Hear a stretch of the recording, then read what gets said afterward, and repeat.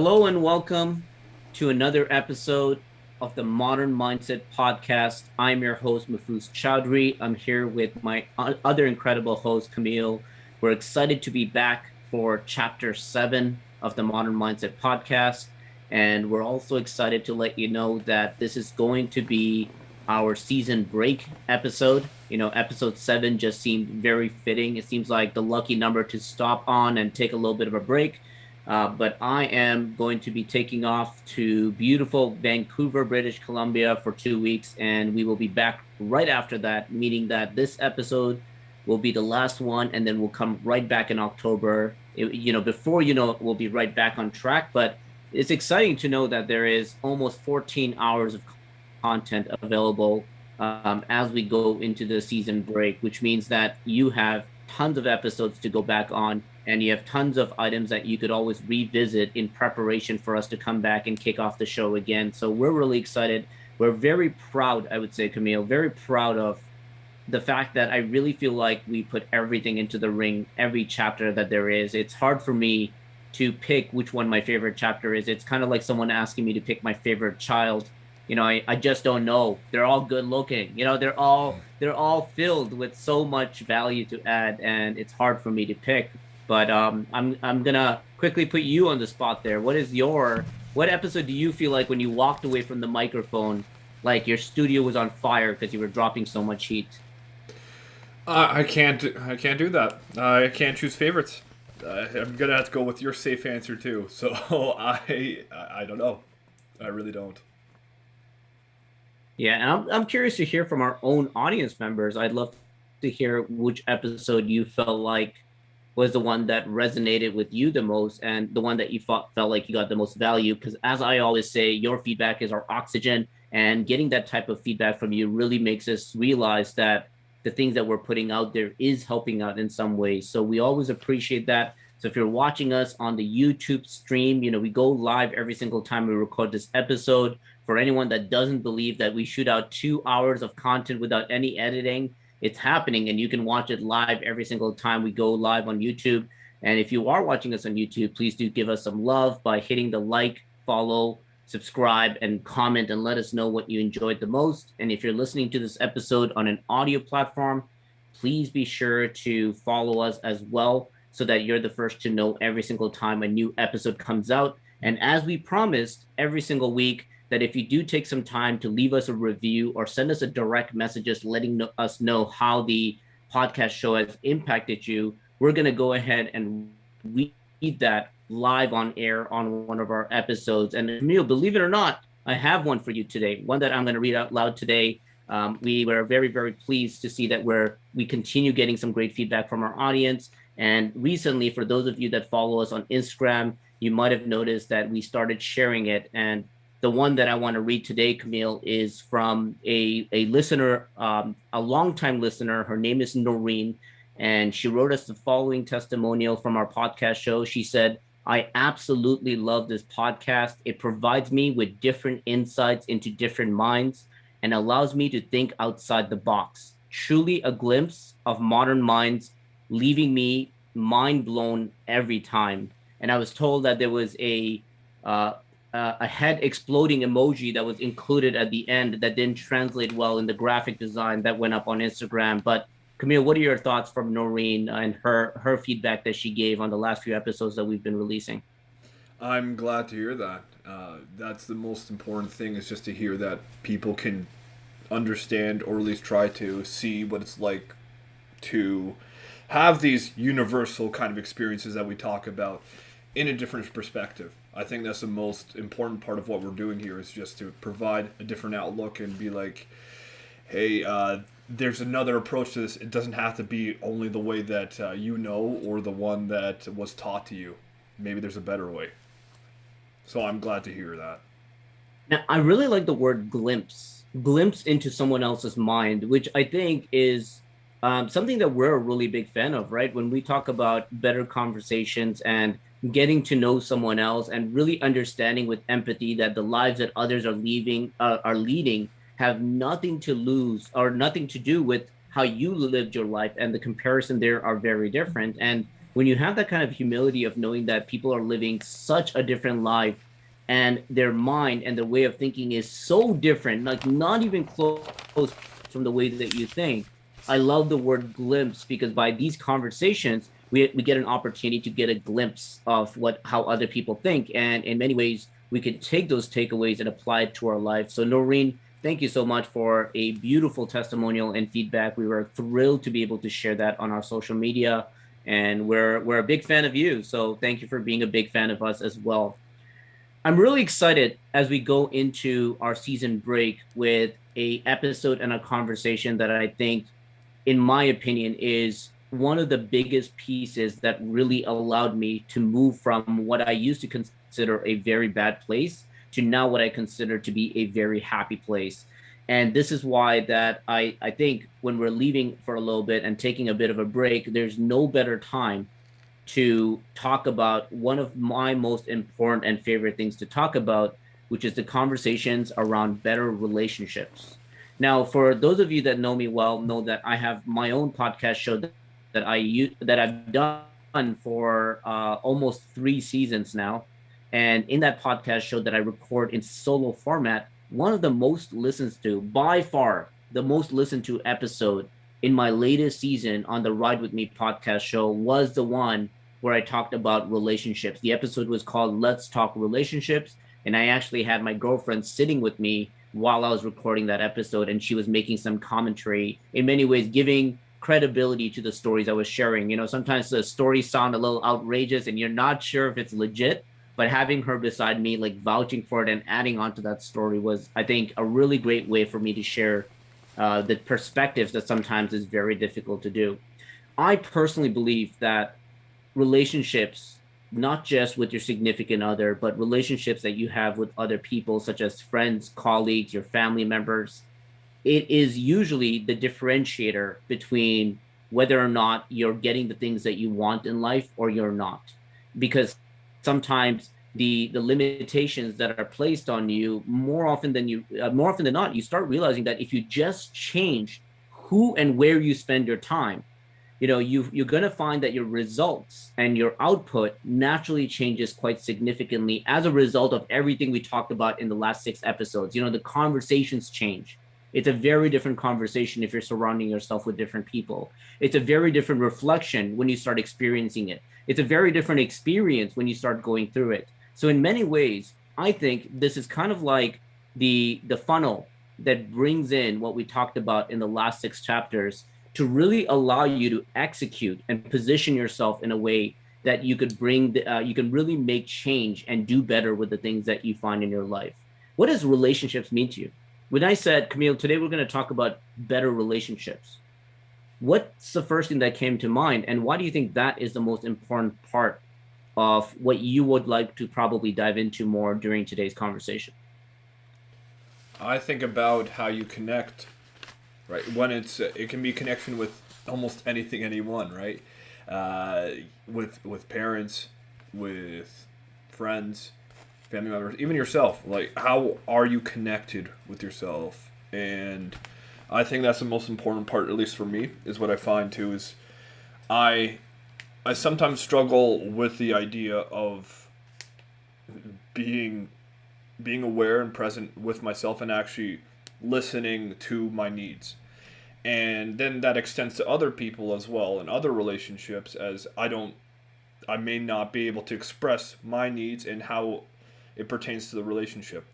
And when you live like an unconsciously unaware of what you need and what you want out of the relationship, it naturally degrades and becomes into resentment and other, let's say, toxic patterns can develop in relationships with your partner, with your family members, with your friends.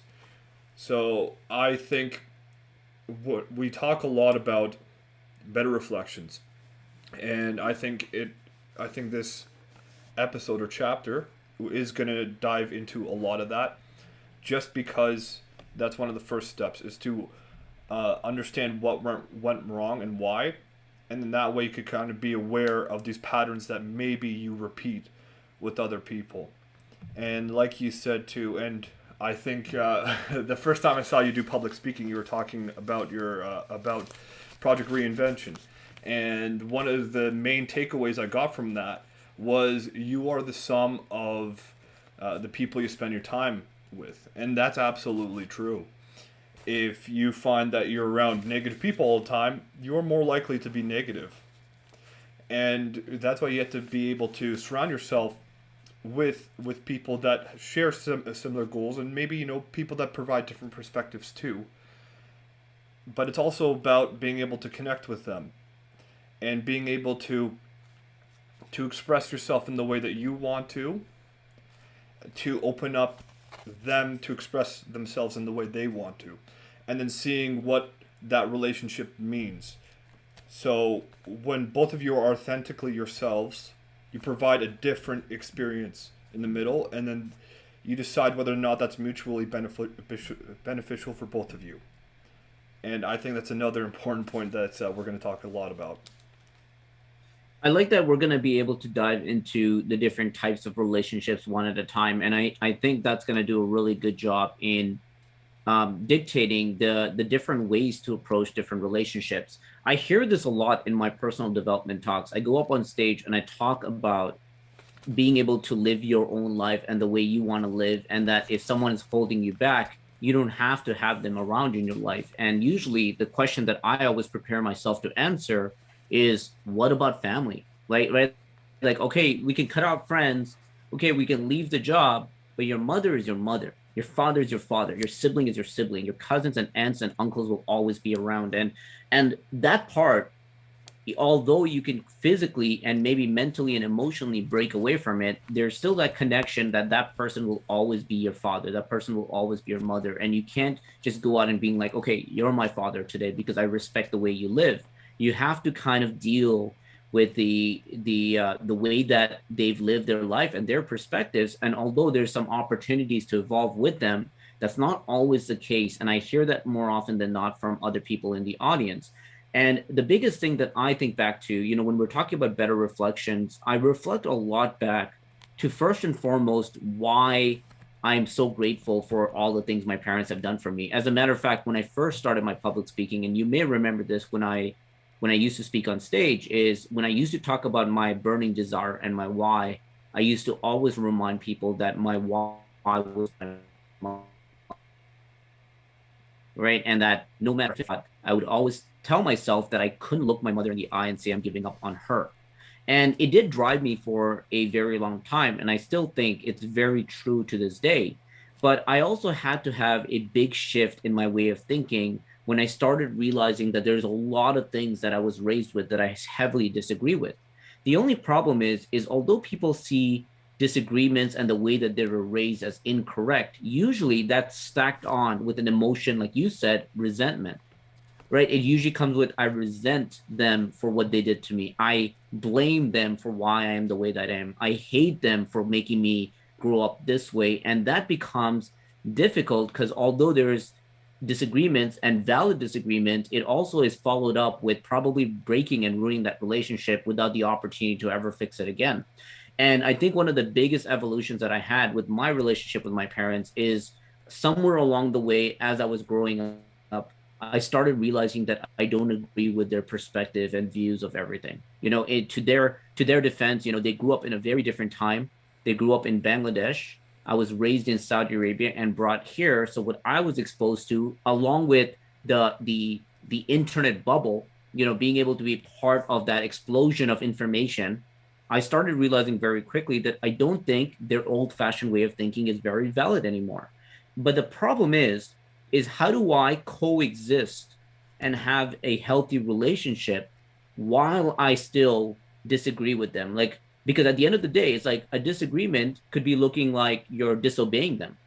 You're doing the opposite of what they raised you to do. So by you moving in a different direction, you're almost showing them that you don't respect them from the way that they raised you, and they feel like a failure as a parent.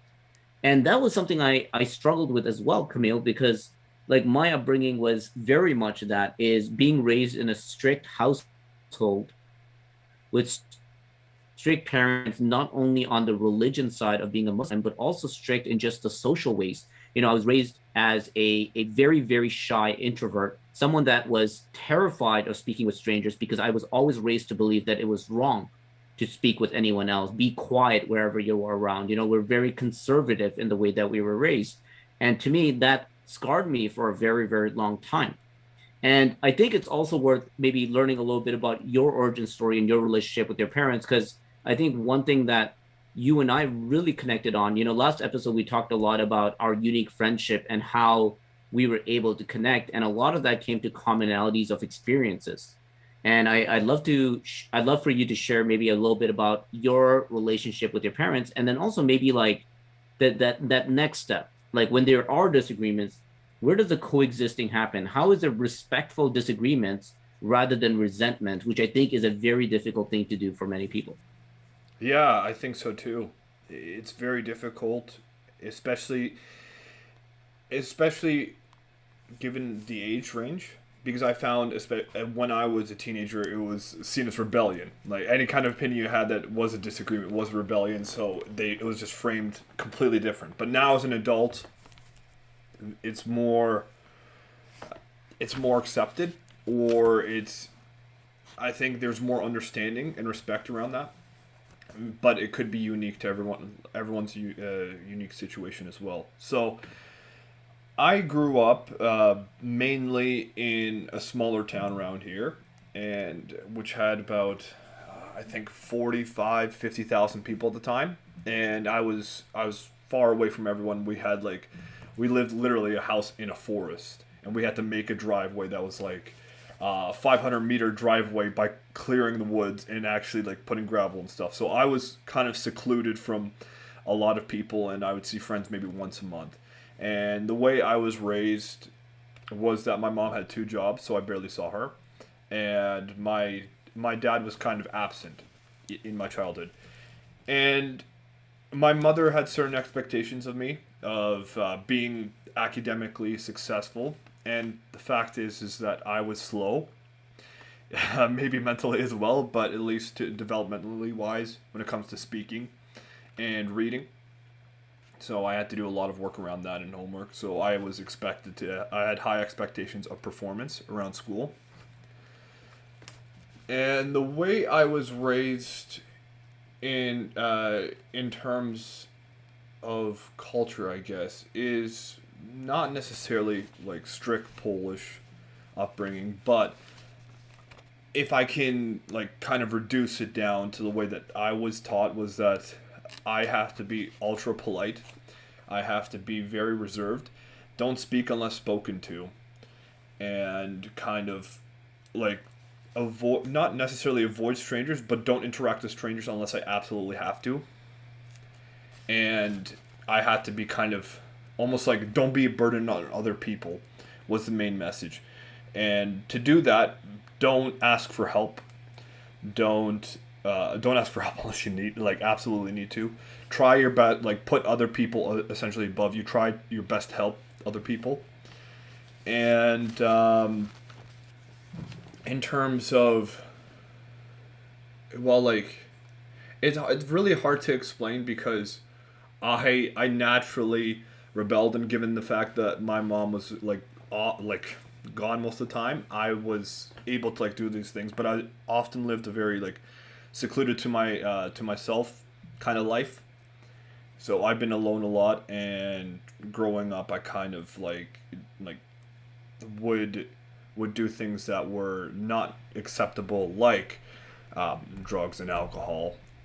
And I would, even though my mom was really religious at my childhood, I became an atheist around the age of 13, and so we had a lot of discussions around that.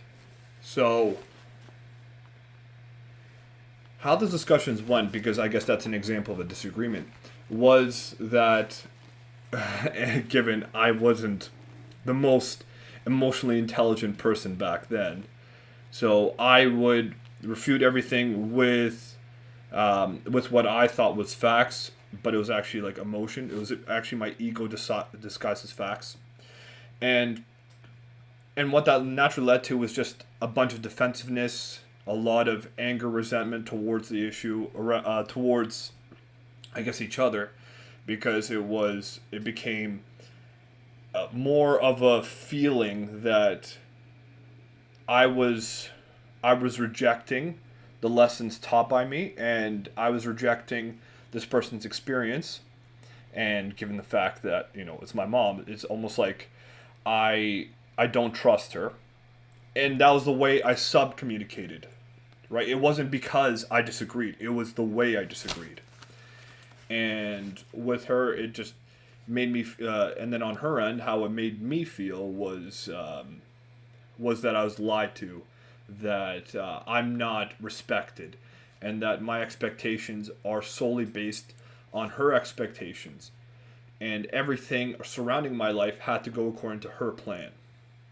However, my parents were good in the fact that they gave me a lot of freedom as well, and that one of the qualities I really admired that they instilled in me is that if I have to work a job that I hate, but I make a lot of money, it's not worth it. It's always worth getting like a career in something that I enjoy.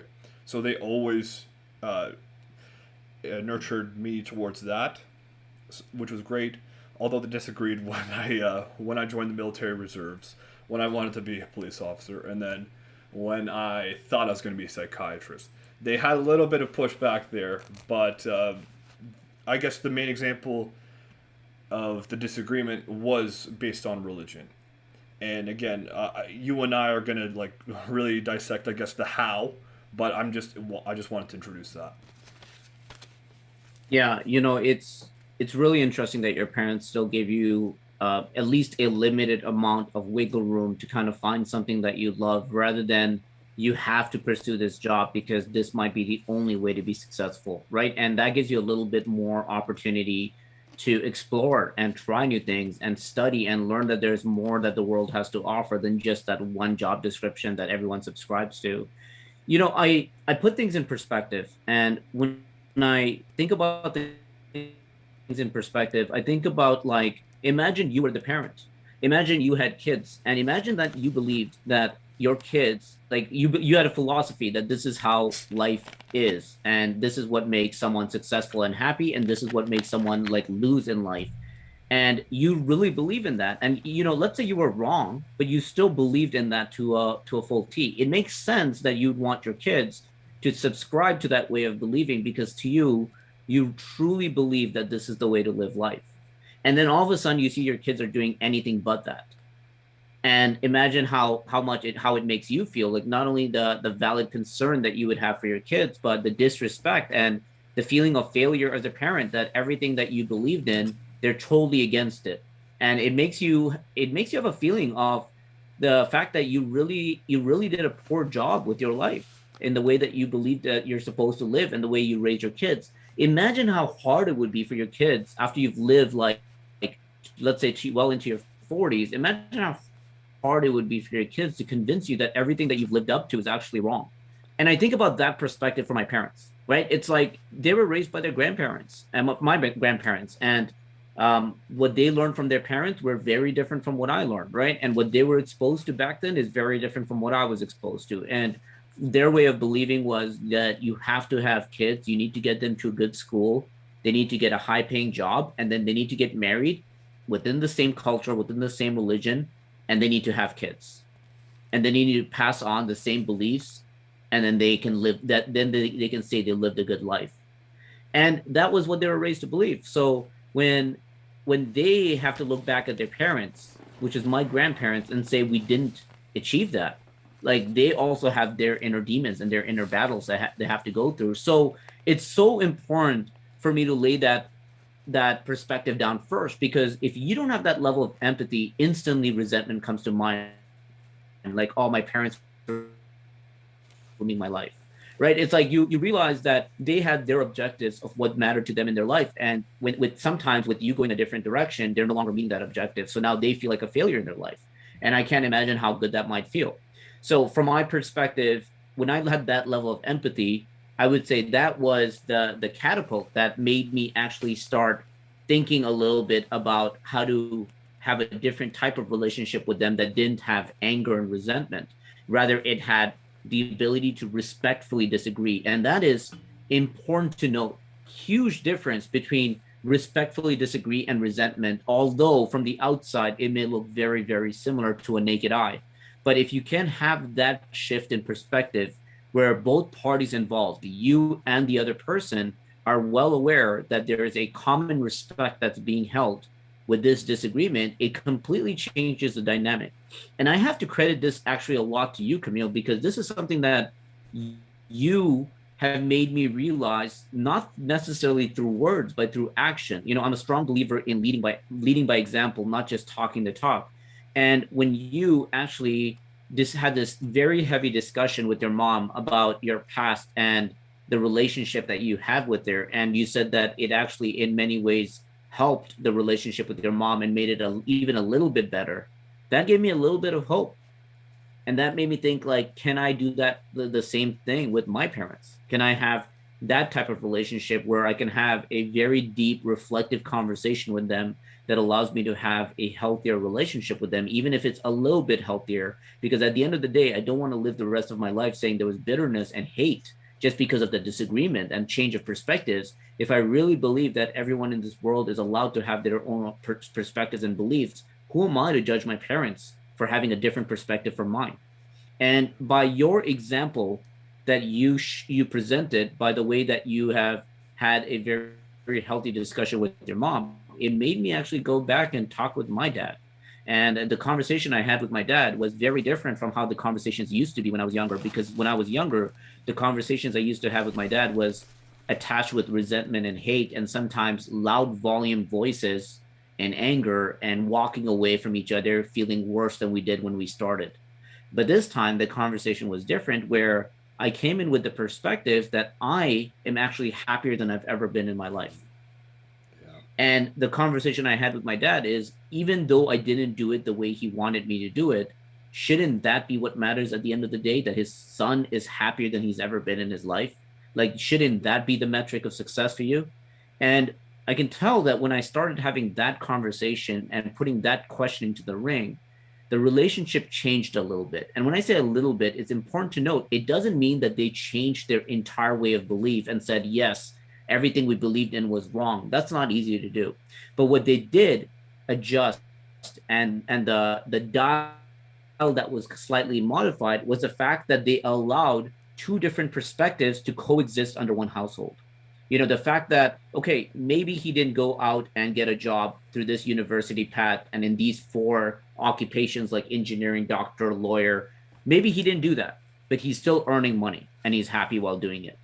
Maybe he's not as religious, but he's a good person, right? Like those type of conversations start happening instead. So even though we may not completely be in agreement and alignment with how life is supposed to be lived, there's now some level of breathing room. There's some level of respect. There's some level of wiggle room that you mentioned earlier that you got that I never got. And I was very fortunate that I was starting to be able to get that, because what I realized more and more is that results is what speaks volumes. When you go out there and prove that you are still able to achieve the end objective of what they wanted without you having to take their path, they start automatically realizing that there's opportunity for you to still get good things out of life without doing it their way. That maybe there's more than one path to that destination. And then that starts opening the mind to better conversations. And that was one of the most difficult, yet the most accomplished I've ever felt from anything I've ever done in my life. I've done a lot of things that's worth being feeling accomplished for, but I have to tell you, by being able to shift that paradigm, even a little bit, a little nudge to the left, was one of the biggest things I was able to achieve, and it really allowed me to coexist and become my own being, rather than being forced down a path of how you're supposed to live your life. And I hope for many of my listeners, including the South Asian ones, the ones that really feel the story that I just shared in the exact same format that I just shared, because I hear that all the time from events that I speak at. I hope you look at as an opportunity to also shift the paradigm in your household, because it changes the relationships in ways that I couldn't even imagine many years ago. And again, a big part of that is thanks to you, Camille, by you leading by example, being able to watch someone in another culture, in another type of relationship, in another story, being able to make that paradigm shift was a huge inspiration that allowed me to do it as well. Well, thank you, and I appreciate that. I guess I can share the example. I just had to give some context first. So, how Polish people tend to be, unfortunately, is that they chase status for the sake of chasing status and not actually the meaning behind it. They don't really care about being, let's say, a good doctor. They care more about the title of that. And a lot of them tend to look down on other people and become arrogant and kind of use it as a way to kind of differentiate themselves. And they like to spend money to present their status, like i.e. the expensive car, house, clothes, such as that.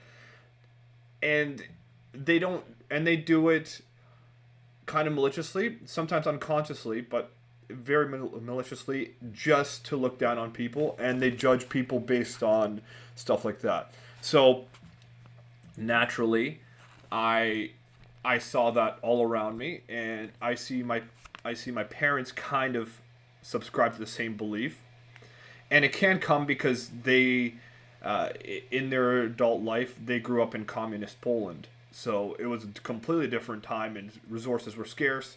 Curfews were in place. There were a lot of restrictions, and people had to fight to get like basic stuff.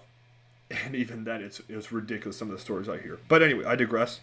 But that kind of made me realize that like this whole time, I was kind of chasing brand names that I don't even like.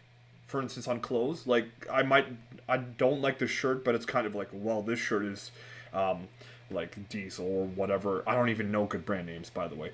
But like they're like, you should wear it because of that. I'm like, yeah, but I don't like the shirt. Well, it's like, yeah, but it's like that. I don't care. So what I realized is that like is what is kind of like communicated to me is, chase status, and that's your indicator of success. The higher you are amongst other people in comparison, the better of a person you are. And I rejected that because I don't care about the colors I wear. I care about the colors I show. And I see the same in other people as well. So it kind of frustrates me. But that was that was their indicator of success that is naturally like kind of taught on me. And also in regards to the relationship I had with my mom growing up, it was very difficult because she was gone a lot, like because she was working, and the time she was there, she wasn't able to fulfill the mother role for the most part until my parents got divorced in my preteens.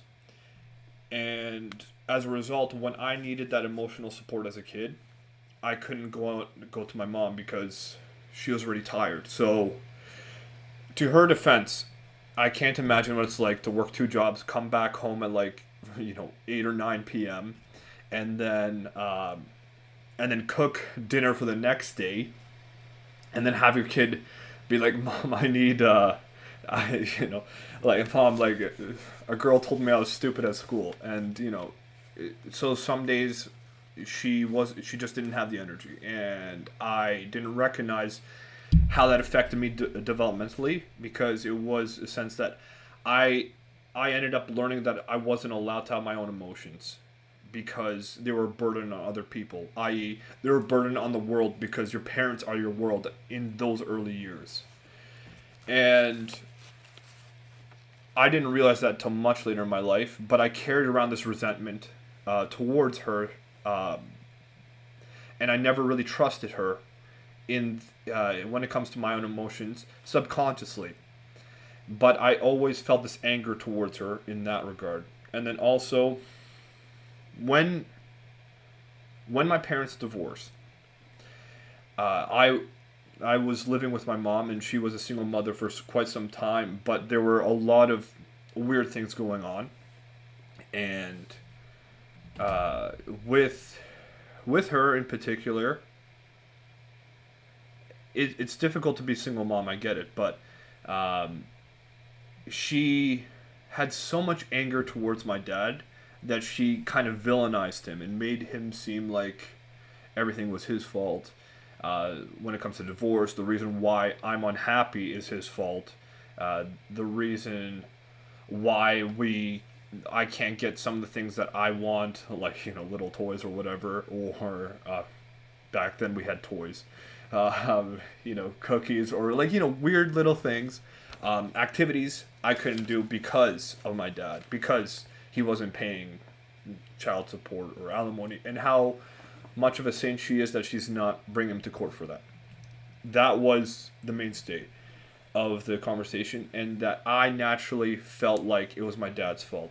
Also, before the divorce, my mom, my mom came to me with her emotional needs, and at the age of 11, I was dealing with some heavy shit, like her, and like adult emotional stuff. So I became naturally the person that wants to support someone when they're going through something emotional, and I wasn't developmentally prepared for that. I wasn't psychologically or emotionally prepared for that, and then at the same time too, when I had my own emotions, I naturally had to suppress them in order to support someone else's. So that led to stuff I had to work on. Like even now, I have to kind of work through it. And she showed me a love letter from my dad that he sent to someone. So she said the reason why we're having a divorce is because I'm working two jobs. Your dad's unemployed, which was true, and he's cheating on us. Well, he's cheating on her. um, and then so from the age of 11 to 16, I absolutely hated my dad. And I was angry. I was always distant, dismissive towards him. And then there was a particular talk we had when I was 16 where he's like, listen, I was going to wait, but I can't wait anymore because I know that we don't have the best relationship. And then he started telling me his side of the story about the marriage. And the reason why he was unemployed was because my mom was cheating on him the whole time, even before. That's why we had to move houses. And he just wanted to make sure that there wasn't another guy in the house. And as a result, I felt like I couldn't trust anyone because for 4 years or 5 years, I ended up hating this person, which turns out was innocent, and I was led astray in thinking that he was the perpetrator. And then when I asked him about the letter, he said that it was a jealousy tactic to get her more interested in the marriage again. So now the reason why I had this conversation with my mom was surrounding the fact that she was unfaithful in the marriage, and what she did to me with in regards to putting her emotional stuff and that letter really affected me developmentally. And I wanted to clear this resentment I had for so many years because I promised my dad never to bring this up for the sake of my brother, because we don't know how she would react. And I believed him at that point. So, what I initiated the conversation with, well, first of all, I asked if we can have a conversation. And we did. We decided to meet up.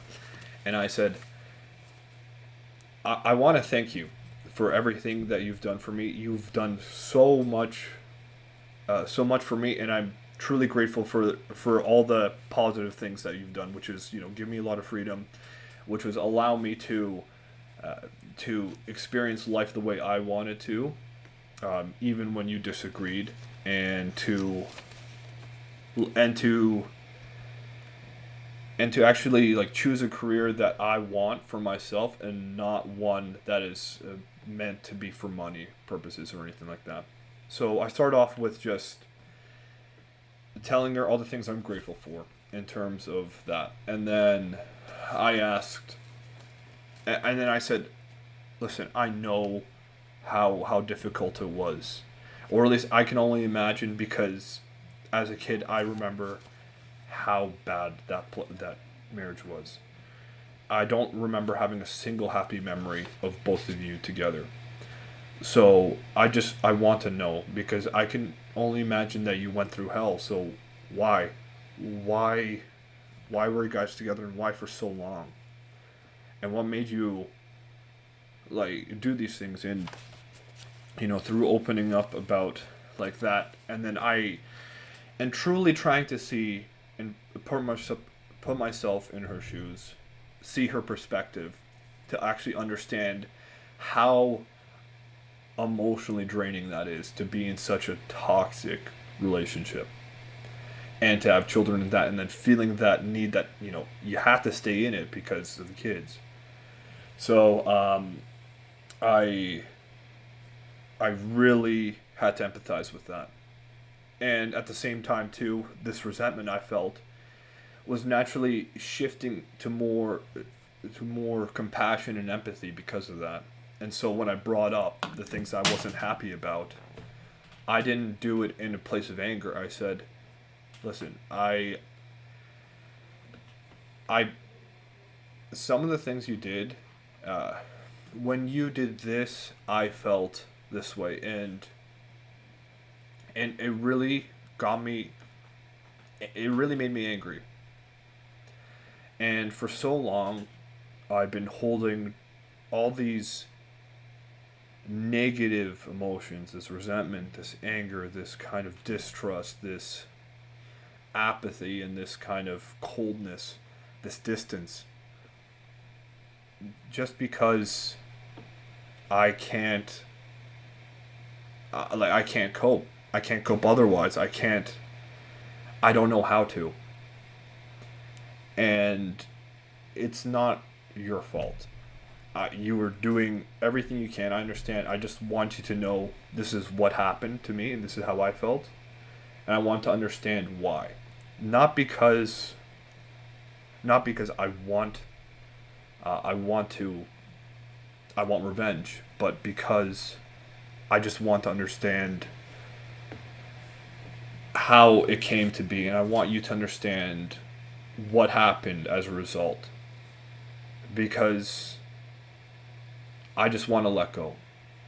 And I want you to know what I felt for so long, and I want it in the past, and I want us in our adult relationship to to be to be connected and to be close. So I want to let go of that, and this is part of it. And then I told her I loved her, and we went through all of it. Went through all of this stuff that I felt was wrong towards me, and what she did that negatively impacted me, and what I had to do to overcome it. But at the end of the day, I told her, listen, I love you. Thank you for having this conversation with me. Like, this was super necessary. I needed this emotionally. And now I can let go and move on.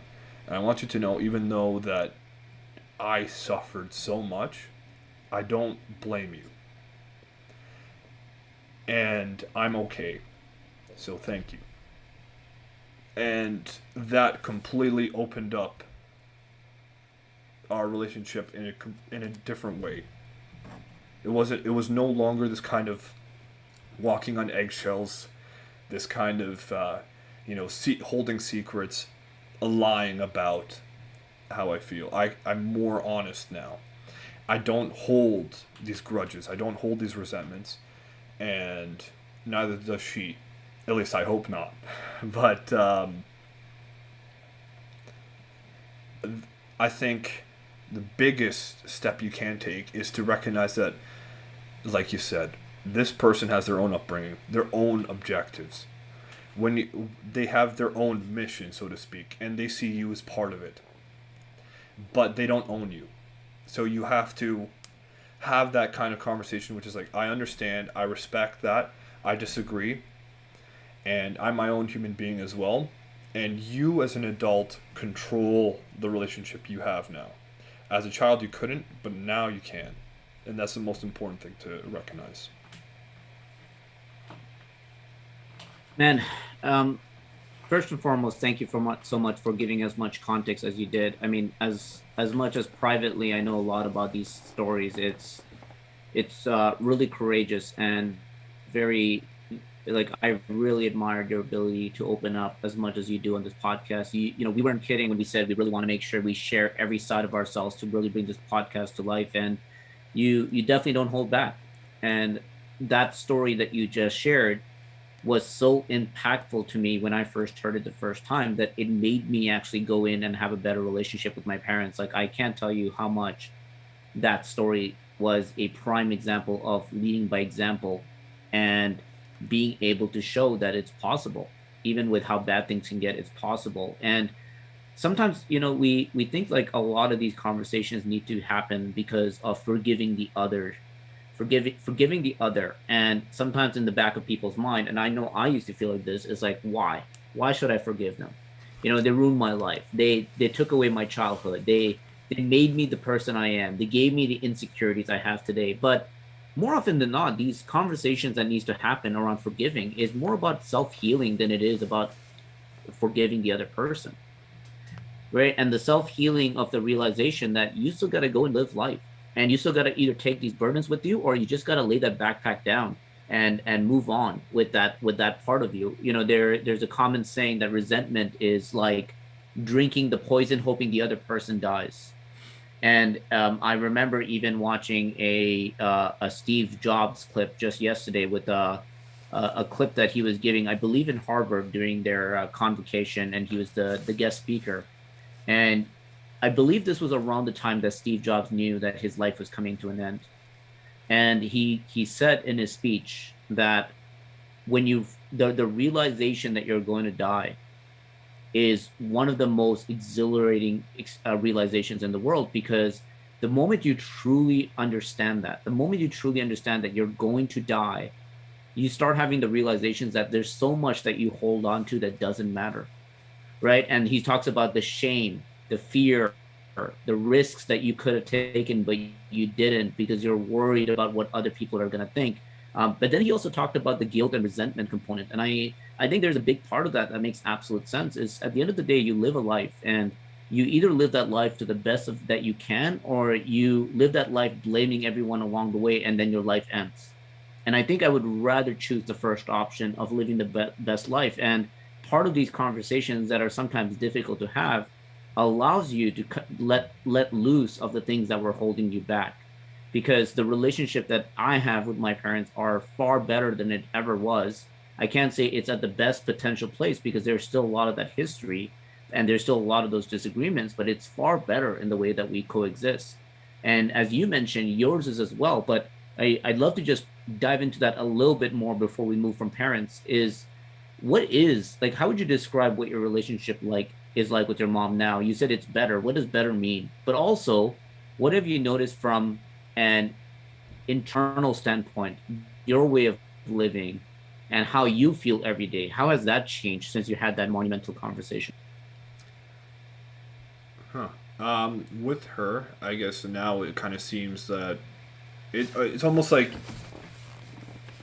it's almost like a friendship in the sense that we're two individuals now. It's not that kind of authoritative yes mom kind of thing where like you would assume like as a kid you would grow out of, but there still is that natural tendency to hold on to a little bit of that where I don't listen to her because I have to. I listen to her because I want to, and that I actually it's a different kind of respect now that we both mutually share. So now I don't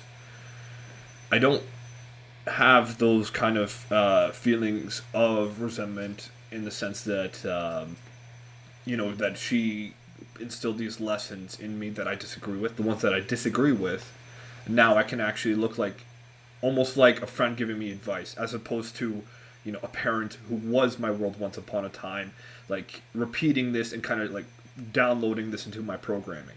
Now it just I can kind of separate between the two better than I can. So that is a very kind of intangible kind of way to explain that, and I know that it's kind of hard for me to express because I can't really express it, but there's a separation now where I choose the connection we have, and the connection we have is still the mother and son, but it is more of the adult kind of respectful kind of I want to have the connection, not that I have to or that I need to. It's more that I want to nurture this now. So there's a kind of shift towards that, and how that affects me day to day is that uh, that I want to kind of work with her. Like I want to help her ease it, like make her day better, and then it makes my day better as well.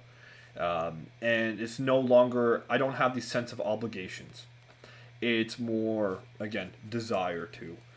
So what that makes me feel is that when she asks something of me, it's a request, not a demand, and I'm able to walk around with more appreciation, more gratitude. I'm able to be more honest, so I feel a lot more free, and as a result, I'm happier. As a result, I don't try to avoid certain things, and now there isn't this kind of fear that I have to live up to certain expectations, or that I know what she wants out of a child, that I kind of want to kind of be like impress her in some kind of weird like subconscious way that we all have.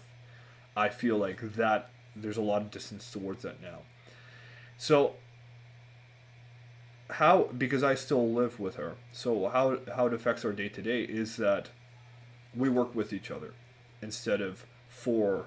I don't work for her, and that's a huge kind of line there. And if there are disagreements, if there are certain expectations, we deal with that as adults now, not as like an authoritative kind of role. So I'm not sure if that's the best way to explain it, but I can't think of any other way how to.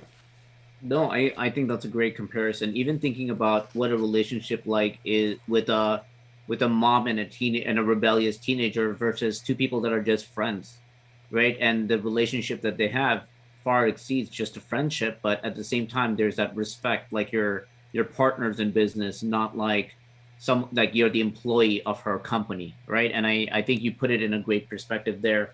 The other part that you mentioned that is worth noting, and I think will very nicely transition into the next part of relationships, is our perspective of what a relationship is significantly changes watching our parents in action, right? Because no matter how many relationships we see with our friends and how many happily ever after stories we hear, we never really have that true understanding, and we also have a little bit of skepticism because we never see the full picture. We don't actually know what happens behind the scenes. We actually don't know if happily ever after is a frontal show where behind the scenes there's a lot of issues. But with our parents, we do. And that is probably the only other relationship outside of your own that you get to see from a full 360 and take in from that type of perspective. But when it's not a happy relationship, when there's a lot of problems, and when it doesn't look like an appealing relationship, it actually strays you away from what you think a relationship means and whether or not you want one, and whether or not it's worth getting into one, or even what a relationship looks like.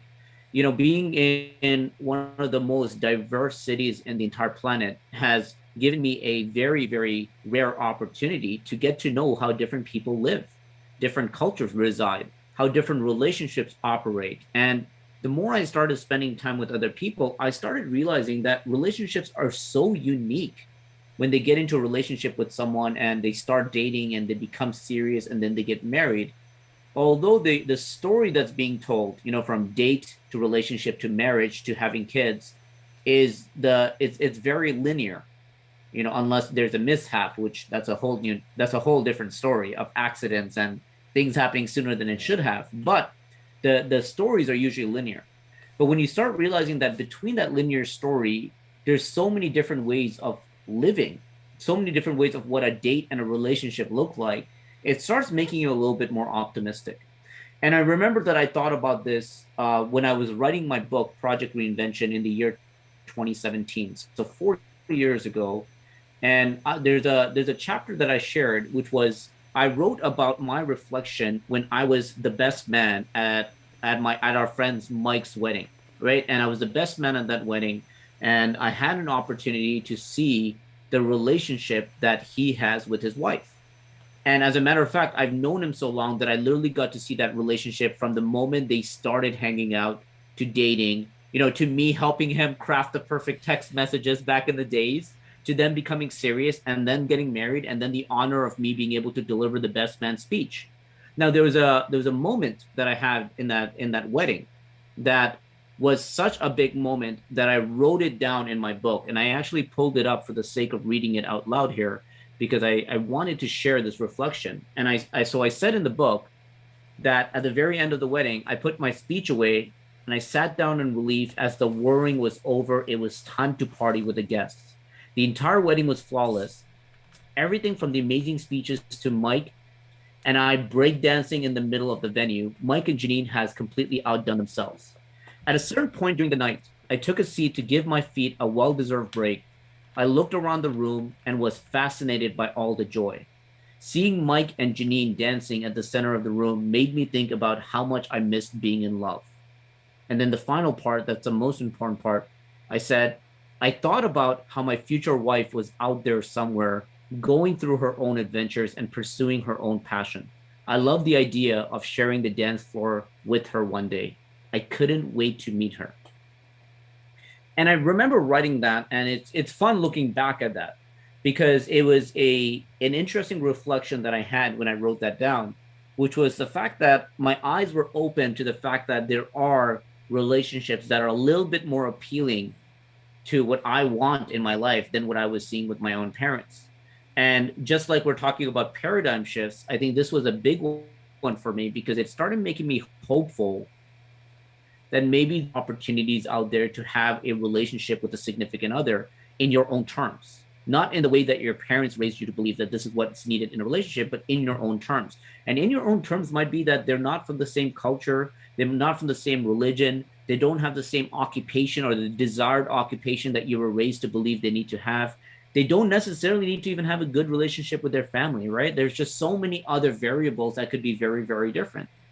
But most importantly is the realization that they're out there, that those type of people that are you are visioning in your head, the ones that you spend hours manifesting and maybe years manifesting, like I did after that example that I shared with me being the best man at Mike's wedding, is it was a realization that that outcome or that person that you're visioning may actually exist out there. You may just not have the visual aesthetic of what they look like yet, right?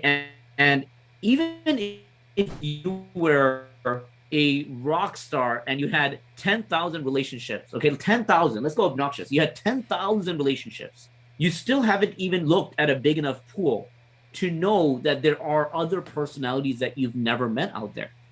And to me, that got fascinating. It was the realization that there are personalities out there that you haven't even met yet.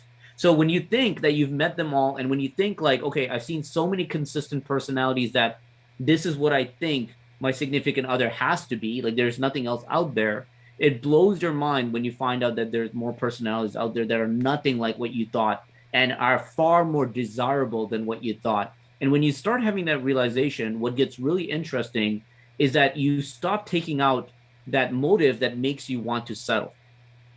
It makes you want to bring the bar down. It makes you want to say, okay, this is the best I'm going to get, so I'm going to deal with it. I'm going to find a way to compromise. And that's where we hear the word compromise. Like, I'm going to allow myself to compromise and settle for this because the thing that I'm visioning isn't realistic. This was a very hard thing for me to understand.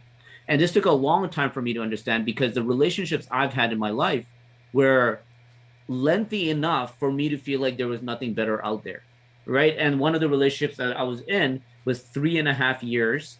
And it was a relationship that I really thought was a relationship I wanted.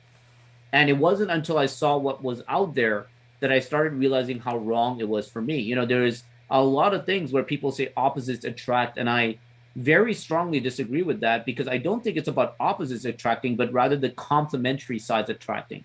And a complementary means that it doesn't need to be the exact same person as you. It just simply means that the parts of you that you love accelerates and enhances and grows as a result of being with that other person, not the other way around. Because the second is the other way around, I believe that what you're doing at that moment is compromising. And I think I want to spend a little bit of time, maybe the remainder of the time, because I know this is such a big topic for both of us, in going down the rabbit hole of relationships. Camille, we hear the word toxic a lot, right? And you also mentioned it at the beginning of this episode, but I would say a very, very heavily used word. Toxic friendships, toxic relationships, and the fact that this is something that's becoming far more common. What on earth does toxic mean? And why do you think it's more popular or more used now than it's ever been? I think toxic relationships in particular means a relationship in which you're degraded in. And I mean, it degrades you as a person, meaning that um, like you said, complementary people may not be ones that, let's say, complement you, but they complement and accelerate the growth of the parts of you that you love. While toxic relationships accelerate the parts of you that you don't love, or the parts of you that actually are detriments to your own character, right? Maybe that nurture these bad qualities within yourself. You know that excessive neediness, that jealousy, that hate, like that hatred, that kind of self-destructive behavior. I think that's what toxic relationships mean, and we hear that a lot because we're so hypersensitive now, especially with the internet nowadays, to these negative things. And a lot of people try to look for problems rather than look for solutions. I feel now it's getting worse. At least my feeling is, and especially given the fact that I'm a doctor and that I have an MD, that I we over medicalize a lot of things, and we love to put titles on everything and create different pathologies for things that might even be just normal behavior, just a different variation. There has to be this new label attached to everything, and I think naturally it can be to our detriment, meaning that we if we attach these titles, it's hard to break away from them, and we assume their identity, and then whatever that identity even means, because now that it's put in forth in a textbook saying that this is an illness, then we're seeing that as this unique difference to yourself is not right. It's abnormal. And at the same time too, we see people that want to feel special. So in order to feel special, they have to attach a label that is unique to them, and then they create new ones, and that creates all sorts of problems. To go back to relationships, though, like you mentioned, I think you put forth such a beautiful statement, which is that there are so many unique personalities that you're not even aware of, and you even if you've met everyone in your surroundings, there's still a whole world that you're not aware of. And also, what's unique is the fact that we have this life, and it's only for a certain amount of time, and the amount of time you invest in that person to see what that personality actually is like over time is impossible to do with every personality. We can put labels of there are eight unique personalities. I hear a lot of stuff like with psychology, and especially like the big five traits. The oceans, the openness, conscientiousness, all that kind of stuff, extroverted, agreeableness, and neuroticism. Like then it becomes a category of that. So about like 25 different personality traits. But again, that's when you attach labels to it, and when you put this objective finding that we do in the Western world, which can create problems, because now that you have this kind of label that you attach to yourself, like I am INFP or INFT, so therefore this is my personality as described to me by people that are smarter than me and people that have done studies on it. It completely negates your uniqueness, and then also negates your uniqueness in the context of a relationship with another personality. Because naturally, when you are trying to create a relationship, you're putting two worlds together, or you're trying to create a new world while having your own separate experiences and the person's unique separate experiences. So you see how you fit into this world that you create. And there's a famous uh, psychologist, I think, no, famous literary person nowadays, which I forget, the name escapes me, but he described that as a transjective experience. You have your subjective, which is yourself. You have this objective, which is looking from the outside, and you have this transjective, which is how you interact with the situation or the person and what that creates. And I strongly subscribe to that idea too, because you can become essentially a new person just in the sense of the context of the relationship. And that's not to say that you lose yourself or that you're completely someone else in this relationship. But in my idea of a relationship, when you meet with this person, you have this kind of, you go to them to transcend who you are or who you could be. And what that means is that you are a certain person by yourself, and then this other person helps bring out these certain qualities with you. Just as if you're in a room of funny people, you're gonna laugh more, you're gonna have more joy. Well, not all the time, but it can be. And you're more inclined to do that. So you transcend that part of who you are in the context of yourself to become that in that situation. In the same with the relationship. And when you're in a toxic one, then it becomes you transcend who you are, but transcend doesn't mean that you ascend. You can descend as well. So you become a lesser version of yourself, or you feed the parts of yourself which you know don't serve you well, which go against your core values. And I think that's what the definition of a toxic relationship is that this relationship brings out the worst in you. 100%. And I think that was so well defined. And you put an emphasis on certain things that makes relationships start going in a declining fashion based on things that are happening on the externals. And to me, one of the things that comes to mind right away is that comparison component.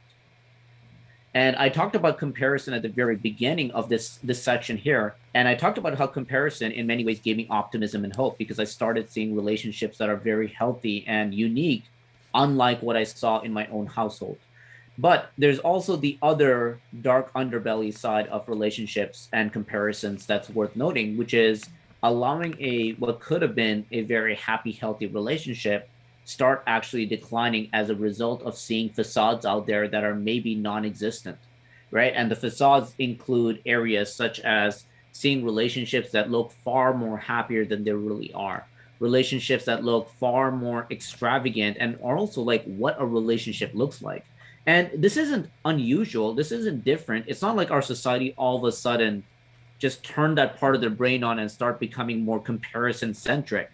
We've always been doing this. The only difference is before we were doing it with celebrities more than anything else, because the content that we were consuming that was creating these facades were either movies or reality shows that was giving us a perspective of what a relationship should look like. And when you don't see that level of extravagance, you start saying, okay, my relationship is boring, or the other person is not as fun, or I need someone that's more like her or him from that show.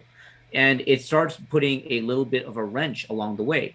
What happened simply over the last generation is the fact that the content we consume has far exceeded what the television cable network would have provided for us. It's every single day opening up our social media application and seeing relationships from other people. Worse, relationship from other people that we know, so we give it more credibility than a reality show, because we say, oh, I actually know them, and if they're doing all these things, why am I not? What am I doing wrong? And that starts wiggling and working its way into a relationship where the facades become tangible and real problems. And they become problems that are not being dealt by the facade, but rather more by the individuals that are living that realistic life. And I think that has given a big curveball of what comparison can do. And we've talked about comparison a lot in this show, I think almost in every chapter, because it is really a big emphasis on how much it can take away a good life. And it gets quite scary when you look at it from that perspective. So I think the first and foremost part is the level of self-awareness that you need to have about what you really want, not because others are telling you, but because this is what makes the most sense for you. And when you start paying attention to what makes more sense to you, you become a little bit numb to what you see out there. It's also the realization that these aren't the most realistic type of stories, or the media you're consuming are not the full picture. You start becoming numb to those kind of things, and you don't bring that into your relationship. In fact, you feel less inclined to actually go and see what other people are doing. You're too busy enjoying who you are. And a lot of that actually does come back to self-love and self-awareness. I've said this multiple times, if not in this show, in many other areas. I truly believe that everything in your life starts falling in place when you focus on working on yourself.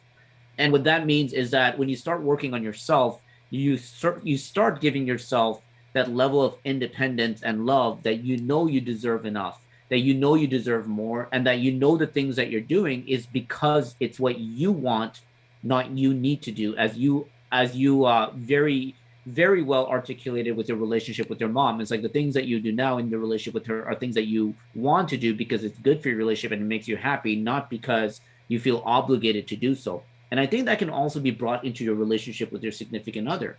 Is the things that you do is because you want. I've been burnt so many times through these toxic relationships that you so well defined, that I actually was so okay with who I am and really happy with who I am. And in many ways, I loved who I am, to a point that I would rather be single than settle.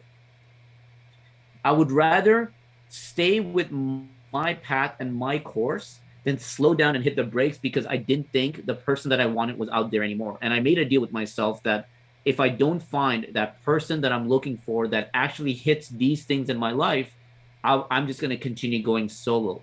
And I remember I actually watched an interview that Drake did for a TV show, and he brought interviewers over to his mansion, and they were sitting in the living room and chatting. And it's about a couple years old now, and the interviews asked him like, "Hey Drake, like you're getting older. Like how long are you gonna keep up this whole I'm single and I'm a pimp side of your narrative? Like at what point do you settle down and get into a relationship?"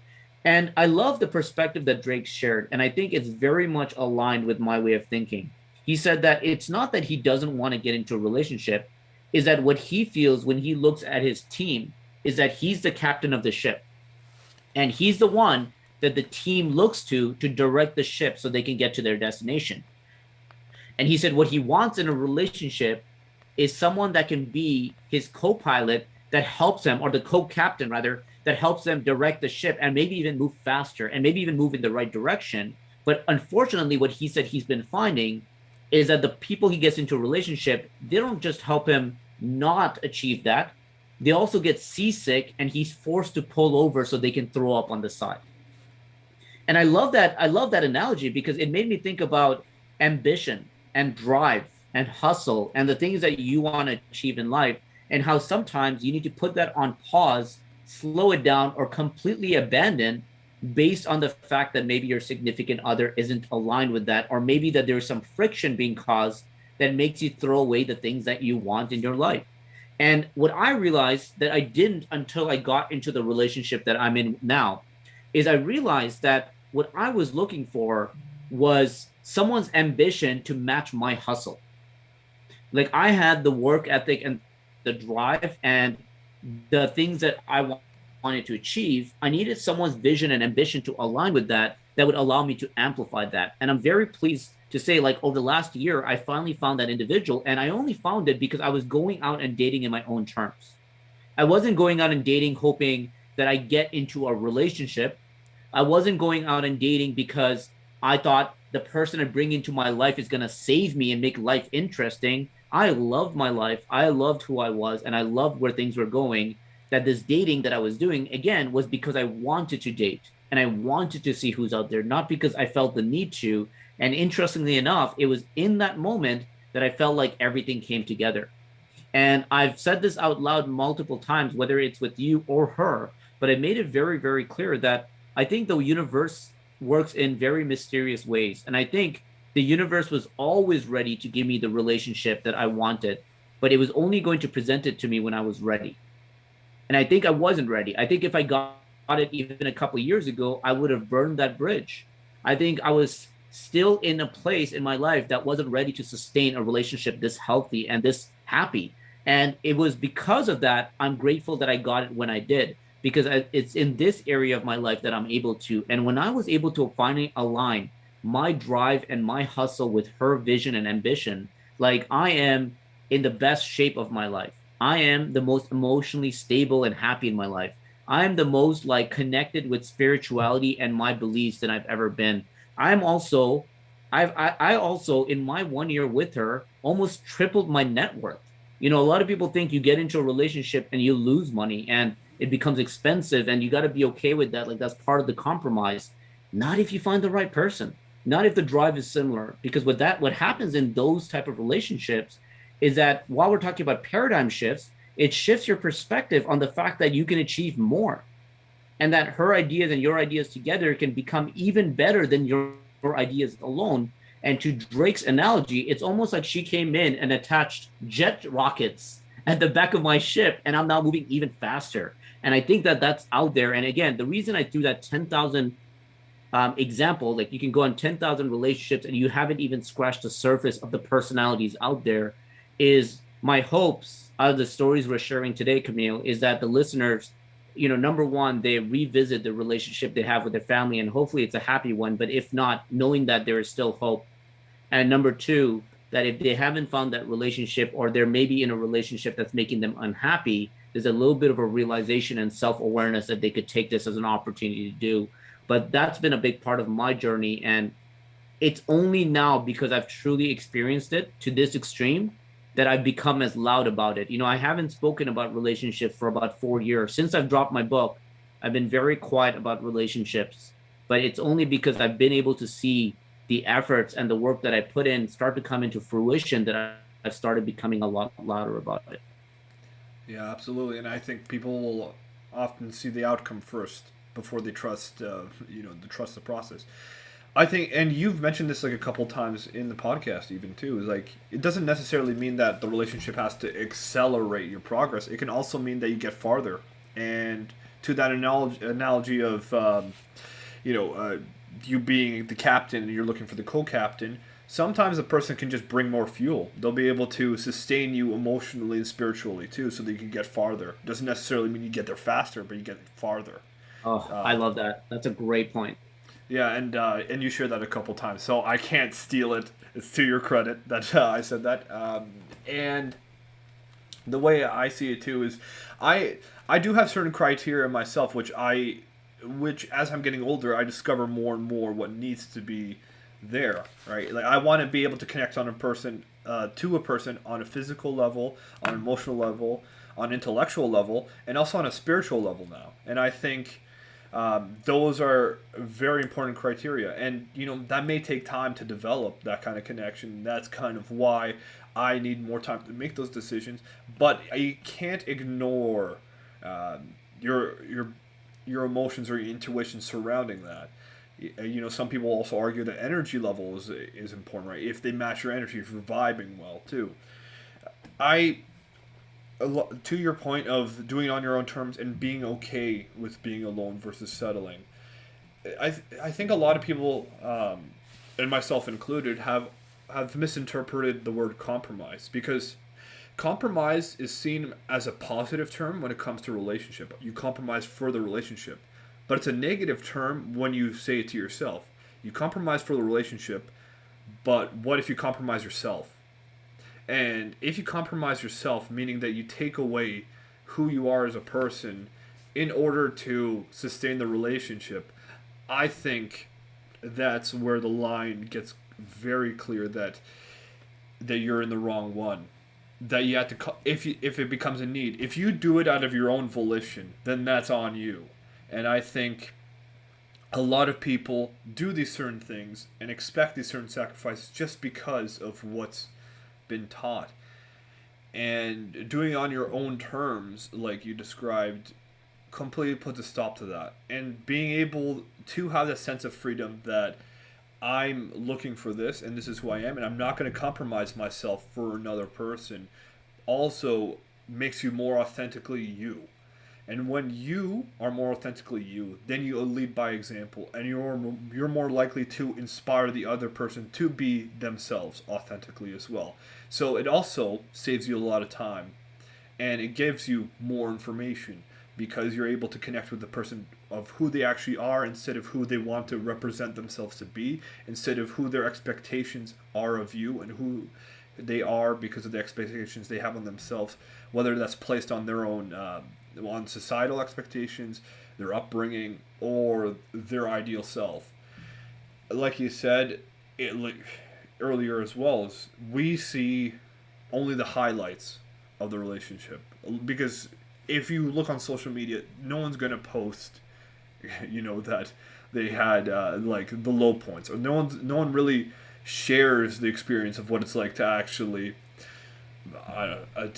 practice, let's say, soccer, how they actually have to kick towards a goal, right? They only share, the moments when they get the goal, but not the actual process and not the learning and the mundane things. Same with the relationship. Not a lot of people will share the conflict because that's a very personal thing, but also because they want to present a certain presentation of who they are, right? That they see their relationship as a reflection of them, and they may seem like a failure because we're so conditioned to expect that any sort of conflict means that there's something wrong, not that there's something there, and there's something there to work on. And and I think there's also a balance between not compromising who you are and not abandoning the person completely because they don't match all your criteria. I think there has to be some kind of like honest, like objective view on that because nowadays, because we have so much more because we have the internet and we have these dating apps and we have a lot more access to more people, it becomes more attractive to just abandon someone instantly when you feel like there has to be effort put in. And I think we should acknowledge that it takes effort and it takes time, but it takes conscious effort because when you do it unconsciously, that's when your patterns come to play, and those patterns can be from your parents' relationship because that's what you've known. And I felt like I heard a quote once that you will get the love that you think you deserve. So if you naturally believe that you deserve um, a love that isn't the best because you don't love yourself, then how can you expect any more? There has to be a good ground for yourself, and like this, you need to be able to love yourself and to actually acknowledge that maybe there are some problems. And if you find a pattern that why do I keep going into these relationships and why do they keep becoming toxic? I think it's a good idea to take a look at it, a closer look, and define like what was I brought up with thinking is normal. If your parents fight all the time, you're naturally going to assume that a relationship that's quiet is boring and therefore not successful. Subconsciously, you might know that it's wrong, but subconsciously, you're just kind of done. And someone also brought up to my attention the attachment theory, which I can I have mixed feelings about, but it's good to take a look at as well if you want to understand who you're attracted to or how you function in a relationship. Like, why are you pulling away? Why are you giving so much? Like, why are you insecure? There are three types: the stable attraction style, the anxious one, or the avoidant one. And if you look at those and you find which one you connect with the most, like what has been the underlying theme, that can also give you more of an idea. And it may, and it is attaching a label to it, but at least if you don't understand what's going on, that can give you a bit more information towards that. Yeah, there's so much good stuff there, man. And I want to backtrack a little bit to the item that you said at the very beginning, which is the emphasis on trusting your intuition as well, right? And it's really the belief that the intuition gives you a lot of knowledge that sometimes you're not able to feel or think about logically at that present moment. And what you don't want is you don't want your intuition to say, I told you so, right? Which is the fact that it's too late and now you're looking back and you're like, I wish I listened to it. It's worth listening to it. But then I'm also going to put a second line here that emphasizes that listening to it doesn't mean just always do what your gut is telling you to do. Is ask yourself why you're feeling the way you are, because the reality is in more situations than not, when you're in an environment that's either toxic or working against you, you actually don't realize it while you're in that moment. You don't feel the heat while you're in the fire. You end up getting out of it and then wondering what on earth were you thinking. And more often than not, that was a good realization that the gut feeling would have kind of indicated that something was off about it. When you're in these type of relationships and you start getting that bad gut feeling, that intuition feeling that's telling you that something's off, it's worth really thinking about why that's the case. Another good example of the fact that the intuition is giving you information, not necessarily just telling you to do it for the reason you're doing it, is when you get out of a relationship and you keep going back to him or her and you're not sure why, and you try to convince yourself it's because you have feelings and because you can't let go of that person. But if you spend enough time actually really thinking about why you go back, you start realizing that there's deeper layers. One layer that's quite common is that you have so little confidence in yourself that you don't think you can find someone else, or you don't think you can find someone better. So you cling on to whatever you think is available because you think that's the only option, which therefore defines the word settling, right? You want to settle because you don't think you can find something better. The second voice that's worth thinking about in situations where you run back to your ex is the voice of wanting to be desired, right? The feeling of being desired, which is something that doesn't get talked about enough, right? It's a good but very demonic feeling, right? The one that makes you say like, oh, I love feeling desired. Sometimes you hang around a group and you feel desired, and that's why you keep going back there even though that environment might have not been good for you.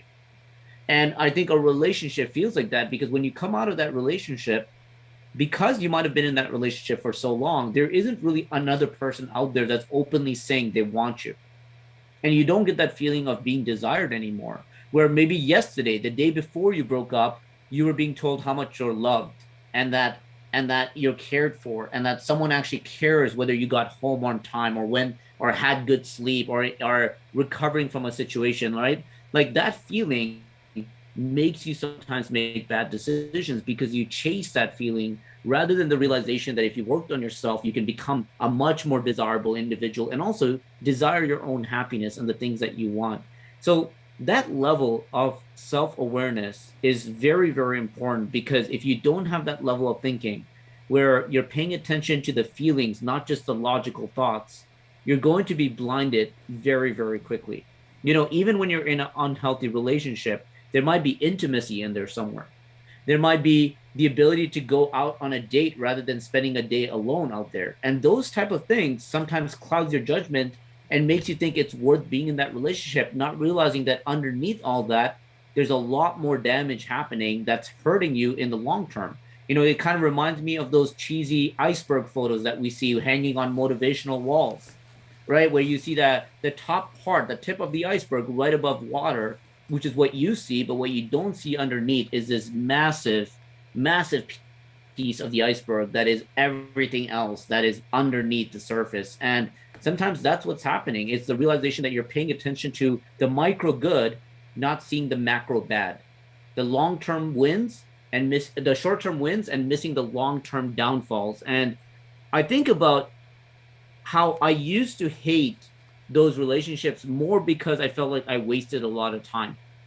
When I was in a 3.5 year relationship, when I was in another year relationship, when I got engaged in a relationship that didn't work out, I used to think like, man, I wasted so much time. And also I was disgusted with myself sometimes that I allowed myself to be in that environment for as long as I have.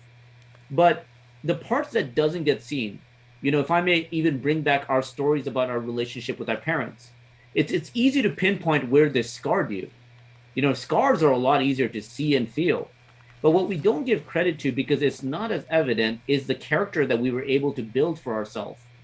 who we became, the resilient individual, the bravery that we pick up along the way, the confident and dependent individual that we become, it's hard to credit that those actually came out of the fire. That those actually came out of us going through a bad situation. And you've actually done a really good job articulating this in the last chapter so well that it became one of the quotes that we use in our marketing. The idea that you learn quicker by going through mistakes rather than gradually improving and increasing your comfort zone. Gradually doing things right versus making mistakes, and that making mistakes helps you learn quicker. We sometimes don't give enough credit that these so-called bad situations, these so-called failures, are actually the things that allowed us to be who we are. I'm so happy with my life right now. And if I was given an option to go back and pull a memory or pull something out of my history, I'm so terrified of the supersonic magnitude of changes that it would cause, this momentum that would build, and things that would change as a result of taking out a micro memory that I may not be where I am today. When you start realizing that, you never start looking at any of those past memories as a waste of time. You're not only embracing it, but you're grateful that it happened, because you don't think you would have been able to do the things you have today if you didn't go through that process. Yeah, it's crazy to think like I can't imagine wanting anyone else's life. And if you take away any sort of piece of any sort of like the most unpleasant experience or the most unpleasant memory, then you're living a completely different life, it seems, because you don't have that lesson to incorporate to yourself, and you don't know how you would operate. You would become a completely different person in the same way that maybe one of your brain areas get damaged. So I'm completely in agreement with you in that. It's when looking at like the negatives from past relationships and then trying to see what you learn from it, sometimes it's not so evident, at least for me as well, like that I have a certain pattern where this in this relationship this happened, and then when I brought it into this one, then that person also did the same, and now it's reinforced to me as a problem with myself, not with a problem with the way maybe the person expressed themselves, if it was a toxic one. Or maybe it can be the opposite, which is that I did good in this relationship when I did this, and then it was reinforced in this one, so naturally I had to carry it on. And these learned behaviors can also be unlearned, and it's important to see what fits for you. Like, is this who you are and who you want to be? I I kind of look back at the ones like the negative parts in my relationship in particular, and it's so easy for me to pick apart and say that this was absolutely terrible and this hindered my progress and this made me so much more worse, and that I'm behind now because of it. I I think more and more about that now, that at least I'm aware of it, and I think that that makes it so much more powerful, because there are so many times where I've talked to friends that they repeat the same patterns in the relationships, and they wonder why it keeps happening, and they keep blaming the other person. And to think that if I didn't have that experience and it wasn't repeated, and I didn't spend so much time and effort, because it's not just the time, it's also the amount of effort you put in, like emotionally and whatever compromises you had to make there, that make the lessons really stick out in your mind. When you have that self awareness and the reflection, you could only become better, because you realize that you betrayed yourself by staying in or allowing for it to happen for longer than it has. Maybe it was going unaddressed the whole time. Maybe the whole time, whenever you felt like someone was making a comment about something you enjoy, you didn't realize that you really were resentful at the time. And like you keep mentioning, because it's such an important point, that sometimes you don't feel the heat when you're in the fire. And it's a unique gift to have that kind of reflection and self awareness that we keep describing and allowing ourselves for growth, but being your own kind of skeptic. And the reason why this is leading to where I wanted to go with intuition is because in my life in particular, now I struggle with, and I'm working towards this problem that I have, which is I don't trust my own emotions half the time. And the reason why I don't is because when I used to trust my emotions in my later teens, early 20s, I would avoid because I'd say things like, I'm not going to enjoy myself if I experience this new experience, or it's not worth it because it's just too much effort and I'm going to be drained, or it's just going to make me worse, or I'm afraid of the pain that it can cause. And then I used to just intellectualize reasons why, and then it always come up with some logical, apparently, reason why I shouldn't do the things that I want to do for my own betterment and benefit. And as a result, in my early to mid 20s, what I used to do is I used to ignore those feelings, ignore that anxiousness and that intuition, because I saw that intuition as false. Like these emotions are just, I used to even say, like, are just remnants of an evolution that doesn't serve me well at this point. And I used to dismiss them completely, which now, as I'm older, and now what I'm working on currently is recognizing that there is some validity to it. These emotions are an internal stimulus, so it doesn't necessarily have to drive what I do, but it is important information to listen to, like you mentioned as well. For me, when I used to see that as pathology, and I looked at it as pathology, I used to power through it, and I still do. And what happens as a result is I get better, I get stronger, but at the same time, I get put into the situations that can be harmful and that can put myself through the detriment. And I spend a lot more time and energy because I kind of jump into the fire, and almost as a result, being like, I feel the heat before I jump in, yet I still tell myself it's not that hot, and I think it's hot, but actually it's not. So I'm just going to jump in and see what happens. And sometimes I ignore that intuition, and it's very important for people, especially with mental health issues, such as myself. And keep in mind, I have an MD, but this is not medical advice.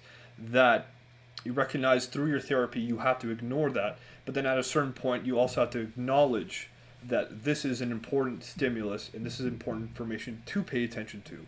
So you have to learn how to pay attention to it and how to make sense of it in a way that can help you towards your benefit. And that's what I'm doing now in my current dating situation. Is I find more and more that I have this default, which I carry with me, is that when I don't feel like a relationship is working out, or when I don't feel a connection with the person, I just tell myself, give it more time. You know, your normal is to shut out your feelings, is to not feel, because that's how my anxiety manifests now. And so by ignoring that, I ignore this intuition, and then I spend more time than I need to, and I'm not as efficient with it. So it's also an important thing to acknowledge, but you're absolutely right that intuition is very important to pay attention to. It's very important information. So I just wanted to throw that out there. I like that you said this a couple times about the work that's still involved, because I think that's worth highlighting, which is that I don't want our learnings and takeaways to mislead people to wave the white flag the second they feel like it's not in alignment with what they wanted, right? And it's the fact that there's still the necessity of letting something breathe long enough to know whether or not it's a good fit for you or not, right? So you might go into a relationship with things that are, and you say, oh, I'm going to do it in my own terms. And the first time you see something that wasn't what you wanted, let's say the other person chose the movie this time and you didn't want to see it. And all of a sudden you just throw that relationship away, right? Like you have to kind of feel out the relationship to see, is it actually allowing you to be the person you want to be, right? And I think that's worth addressing. To be the person you want to be, and you're not going to find that out in the first date. And I think I really like your idea of sometimes jumping towards the fire, knowing very well what's about to happen. But it also kind of, to play to that analogy, like you kind of know, like, hey, if I barrel roll into it rather than run through it, I might actually be better next time. Or if I wear this outfit and jump through the fire, it may not hurt as much. And maybe, just maybe, I'll be able to control the fire and use it in my own favor. As we know, just with the history of fire, like fire was something that was seen out of fear first, but later used as a tool for things like cavemen and bonfires and all the other ways that fire has been used. You can really harness your learnings and use it in your favor, but it's only until you've experienced it a couple of times that you really know what you can do with it. And this is also worth noting, which you so nicely aligned and outlined at the very end of what you were saying, which is the fact that that first date, if it doesn't go the way you wanted to, if you don't feel like you hit it off, or even like the next few dates after, you're not waving the white flag just yet. You're trying to give it a shot because there are other external factors that we can't ignore that sometimes don't make sense in the way we imagined a date to go, right? Like there's an external factor like nervousness. There's an external factor like where you went and what happened, right? Like maybe the service was crap and it ruined the mood. Maybe the food that you ordered wasn't great and it changed the pace and the momentum that you had. Maybe the outfit that you were wearing and the outfit they were wearing wasn't the right fit for the situation. Like there's just so many things that also get thrown in that if you're basing it based on the vision that you had of how it's supposed to go, you're always going to be disappointed. As a matter of fact, my relationship that I'm in right now actually went the opposite direction. I was actually skeptical because it was going too good. And I was so skeptical that I said, any day now, she's going to show her true colors and drop the act. She probably just has a lot of experience in the world of dating and relationship that she knows how to put on a good act. But I have yet to see any indicator of the fact that who she is isn't actually who she is. And she's been tested. We've been in public settings, we've been in business settings, we've been in festivities, we've been in private settings, we've been in bad situations, we've been in great situations. It's always her. And I think that I wouldn't have been able to give it that chance if that first date maybe didn't go as well and I gave up on that. So I like the fact that you really see it through and give it a fair fighting chance before you make that decision. But also, like, know that that other person has their own vision, right? It's like, yeah, you're going in with your own terms, but if everyone believed in the philosophy of do it by your own terms, who are you to dictate if this is going to work out or not? There has to be that alignment, which is why I come back to the word complementary, not compromise, right? Because complementary means you both kind of brought your virtual list of this is what I hope to get out of this, and it just blends.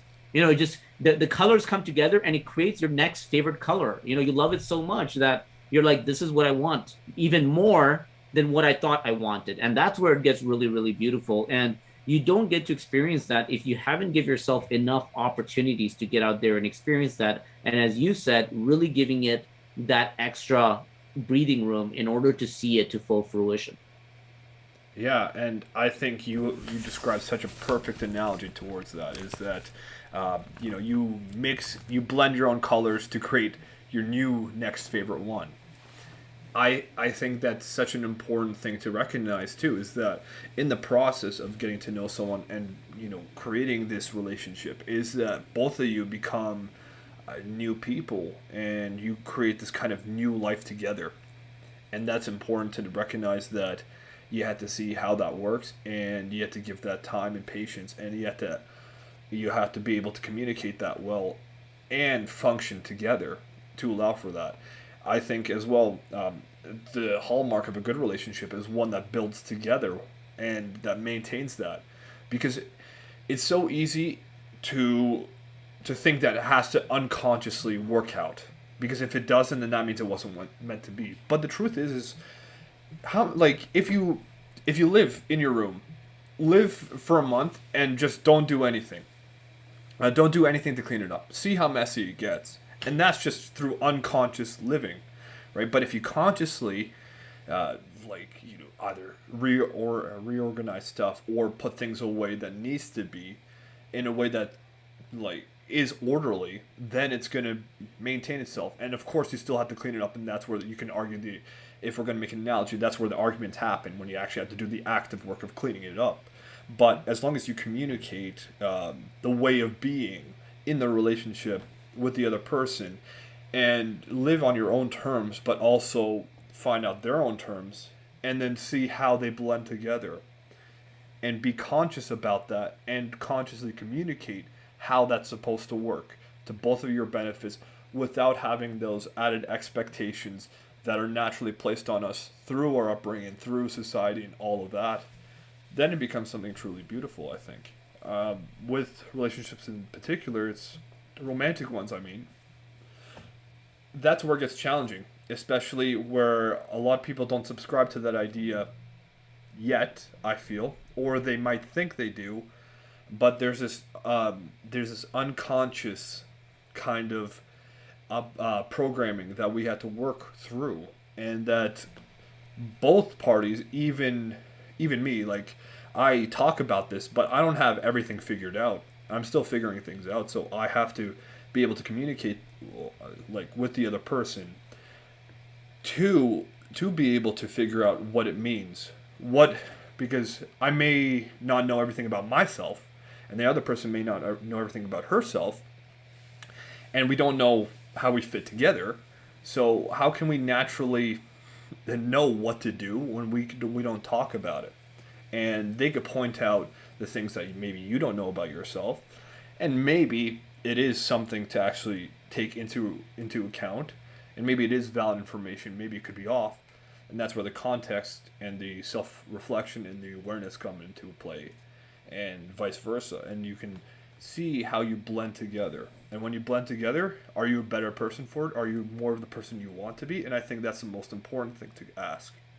And then same with the other person, because I find too that in my past relationships, what has happened, at least my feeling from it, and granted, this is only my side, is that when I blended with these people, what happens is that I become more whole emotionally, in the sense that I'm able to be more emotionally stable. But what happens as a result is these other things don't blend well, and that's probably why the relationships fail and why I become miserable, because I'm not as ambitious, and I feel that I had to sacrifice a lot of things that make me happy, and I had to adopt new patterns that don't serve me well. And probably my exes can probably say something completely different, but the thing is the main takeaway I felt like, and probably the reason why I failed, is that even when I blended with the other person, I felt like I made the other person better at times, but ultimately I made them worse, because I put them. I had this kind of. I didn't mean to, but I put this expectation on them to achieve more, because I naturally want to grow as a person. And when you have another person that doesn't want to grow towards the direction you want to, then it becomes challenging. And that's also where I'm finding peace with the fact that doing it on your own terms means that you're growing, and the person might grow as well, or wants to grow and is growing, but you may not grow in the same direction all the time, and that's okay. And if you grow apart naturally, but the time you spent together was special, and it really benefited both of you, I think there's also a conversation to be had that those relationships that failed may not be failures, may not be failed relationships. It's just that the time you spent was special and beneficial for you for that period of time that you were together, and as a result you become better people, and you are looking for other things. And I think that's such a special way to look at it too, where you don't feel like you have to hold on for the sake of holding on, because I know a lot of people in long-term relationships that aren't happy, and that want to get out, but they feel like they're trapped. And maybe just having a conversation about that piece might open them up, and might open up the relationship to either deciding how they're going to move forward and whether or not that means being together, or that they've naturally grown apart that it's okay. The question that I find myself asking quite often when I'm in a relationship, whether it's with a significant other or a group of friends, is I ask myself that if I spend the rest of my life with this inner circle, am I happy with the person I will become? Right. And I think that was a big eye opening question for me because it really starts making you think about the long term ups or downs that could happen as a result of this. And, in your example with your past relationship, it's like you had an objective, you want to get into a relationship with someone that you can grow with and like not just grow old with, but actually grow up with. And the fact that that person didn't, rather than you trying to find the right person that subscribes to that way of thinking, you're trying to kind of enforce your way of believing into that relationship, which causes friction, is tiring, it's not as fun, and there's pushbacks. The person says, you're trying to change me, you're trying to say, I'm trying to change myself. And like there's just a lot of things that happens that just doesn't make the world work the way you wanted it to work. There's a common saying out there that you can't change someone that doesn't want to be changed. And I believe that especially in relationships. And I've definitely seen that in friendships as well. But there's a part of you that just keeps trying. And you try to convince yourself that's a good thing, that you don't give up and that you're just trying to look out for the person's best and you believe in this person. And part of you thinks you're that special snowflake that might be able to finally change that person. So you stick it out and you don't realize that what you're actually doing is long-term harm. You can convince yourself, you can put makeup on it and convince yourself that it was actually the right thing to do. But the truth is, you've actually tried to force your beliefs into a world that it doesn't belong in, rather than trying to find someone that is craving, dying, and hoping and praying every single day for someone like you. And that kind of like put things in perspective for me. And I also started having a very heavy perspective on the fact that I'm okay with being selfish with my happiness. Like there's nothing in the world that I would choose over my happiness. I don't care how good things are. If it meant that I had to sacrifice my happiness or go downhill with my level and my gauge of my happiness, that instantly means I'm going to abandon it. And I don't care what it is. Like that's the bottom line for me. There's nothing that trumps that level of happiness as my ultimate goal. And when I started having that, I also started realizing that sometimes that means that the decision that you make is unfavorable for other people. And I've actually come to peace with that. I used to not, because the human emotion in me brings out other emotions like, oh, you're being a dick and you're being selfish and you're being the one that is cutting people off and it's not right. And because of that, you're the wrong one. You pissed off and offended people. You hurt feelings. All these other things try to convince you otherwise. But when you realize that the bottom line is you made a deal that you're not going to put anything above your happiness and you're not going to put anything above your growth, I think you start making better decisions and not letting those emotional micro barriers get in the way from making you stick around. This happens in relationships with significant others. It happens even more so with friends. I asked myself this many times in my life with different friends that I was with, is I would constantly ask myself the same question. If I spend the rest of my life with this group, am I happy with the person I become? And when it's no, I realize that means I need to do something. That wisdom is such a big piece of wisdom. And I started this episode by saying that relationships, it's such a big conversation for me, one of my biggest, because I think more often than not, I think 9 out of 10 times for people that are going through difficult times, the solution is just surround yourself with different people. I really believe that.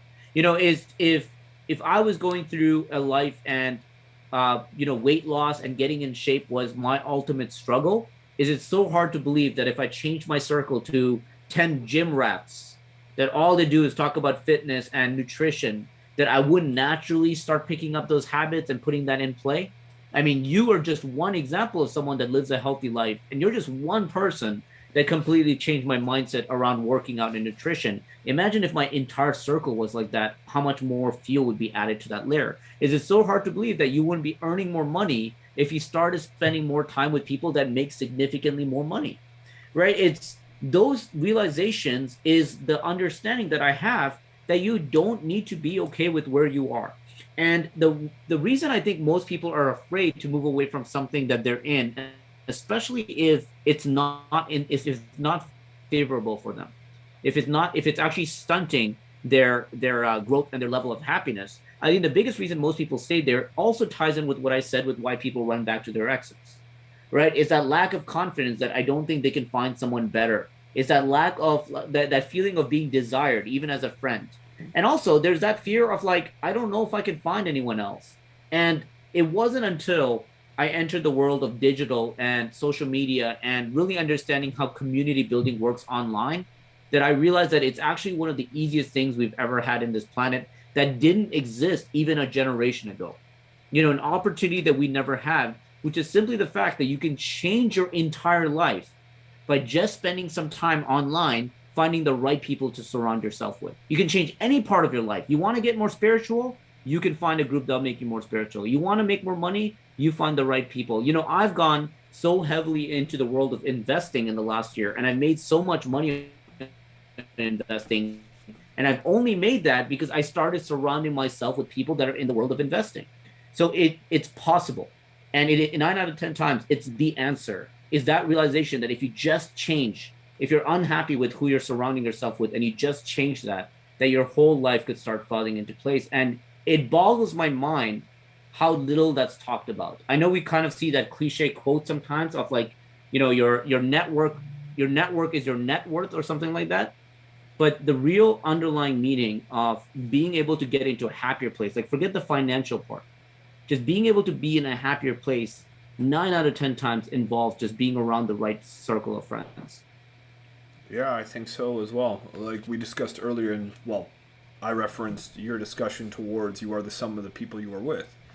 So, yeah, if you want to develop like these habits, it's very important to surround yourself with people that do. And I mean, like you could even think about it in any kind of way. You can think about your health too. It's like if you're sick, don't you want to be surrounded by doctors? That's why you go to the hospital. Why can't the same be said towards whatever goal you have? I mean, you know, people go to therapy for the reason, so they're surrounded by a therapist. They have financial advice through a financial advisor or an accountant, such as that. So I think it is an important conversation. And to those people that think that it's too hard, I think you really have to examine the way you look at your relationships as well. You can also change them. You don't have to. Changing doesn't mean you cut them out completely. You just change what you do with them. For instance, we have a couple of friends, and the relationship I have with them is that I don't spend time doing the things that they want to do, which I don't want to do for the sake of the friendship. And that's the way, and vice versa. So that's the way that it works for me. And maybe it's not the best way that works for me because sometimes I do get a little bit resentful for the fact that I feel like there is effort that I put in that isn't reciprocated, but that's based on my own expectation and that's on me. And if I really wanted to change it, then I had to put effort to doing so. So, like you said, it's easier now that we have these digital communities, and we can find whatever niche we want to go into. So for me, even though I'm saying that, I'm just giving an example that I'm still working towards that, and it doesn't mean that it's not going to happen. It just means that I haven't put the right attention into it. And also, you have to recognize your priorities. For instance, mine isn't about that at this moment, but in the future it might be. And having that relationship with yourself is super important to recognize that sometimes, especially from the outside, we're expected to have this complete life where you have this ultimate balance of financial, your social life and your personal life, and your career, right? That you have to have all these things figured out right now, this very second. And I think that puts this unnecessary friction that we have to reach at all different directions and somehow be able to be competent in everything. Where it's we talk about balance a lot, and it is about finding the right balances, and those shift day to day, just as they would in relationships too, the romantic ones especially.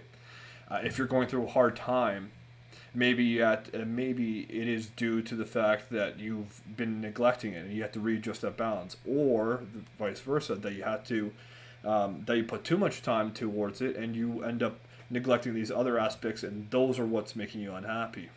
And you can surround yourself with people that feed you in different ways, right? If it's about uh, you're not spending enough time and you don't feel happy because you don't have as much fun, maybe spend more time with your friends that give you that fun, or be able to spend more time with your partner, or be able to spend more time with the people that give you that need that you feel is missing at that time.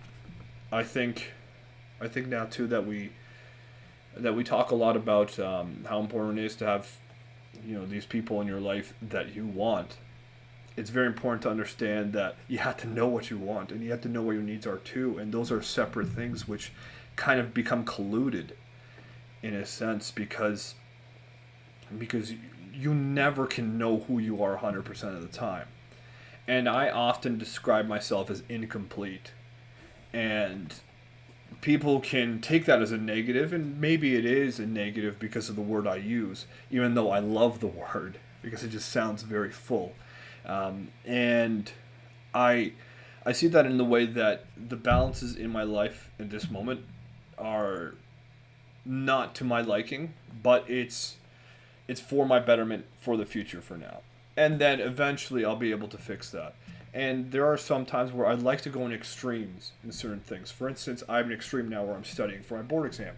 So of course my life can't be complete, because if it is, then I neglect this very important barrier, which is to my future happiness. And to your point of saying that you have to be selfish with it, being selfish with your happiness doesn't mean that you give in to the immediate gratification. It can be the delayed one too, where you acknowledge what the sacrifice you have to make at this moment to make yourself happier, and judge whether or not it's worth it. There are certain things, like we talked about, like long-term relationships where you're not happy and you haven't been happy for a long time. You've been neglecting what you want and who you want to become. And this whole neglect is for this false idea that maybe it'll be better, or that this is the way it ought to be, when it isn't. And in order to understand that, you have to have a good relationship with yourself, but you also have to be honest and communicate your own needs with your partner, or with any kind of relationship you're in.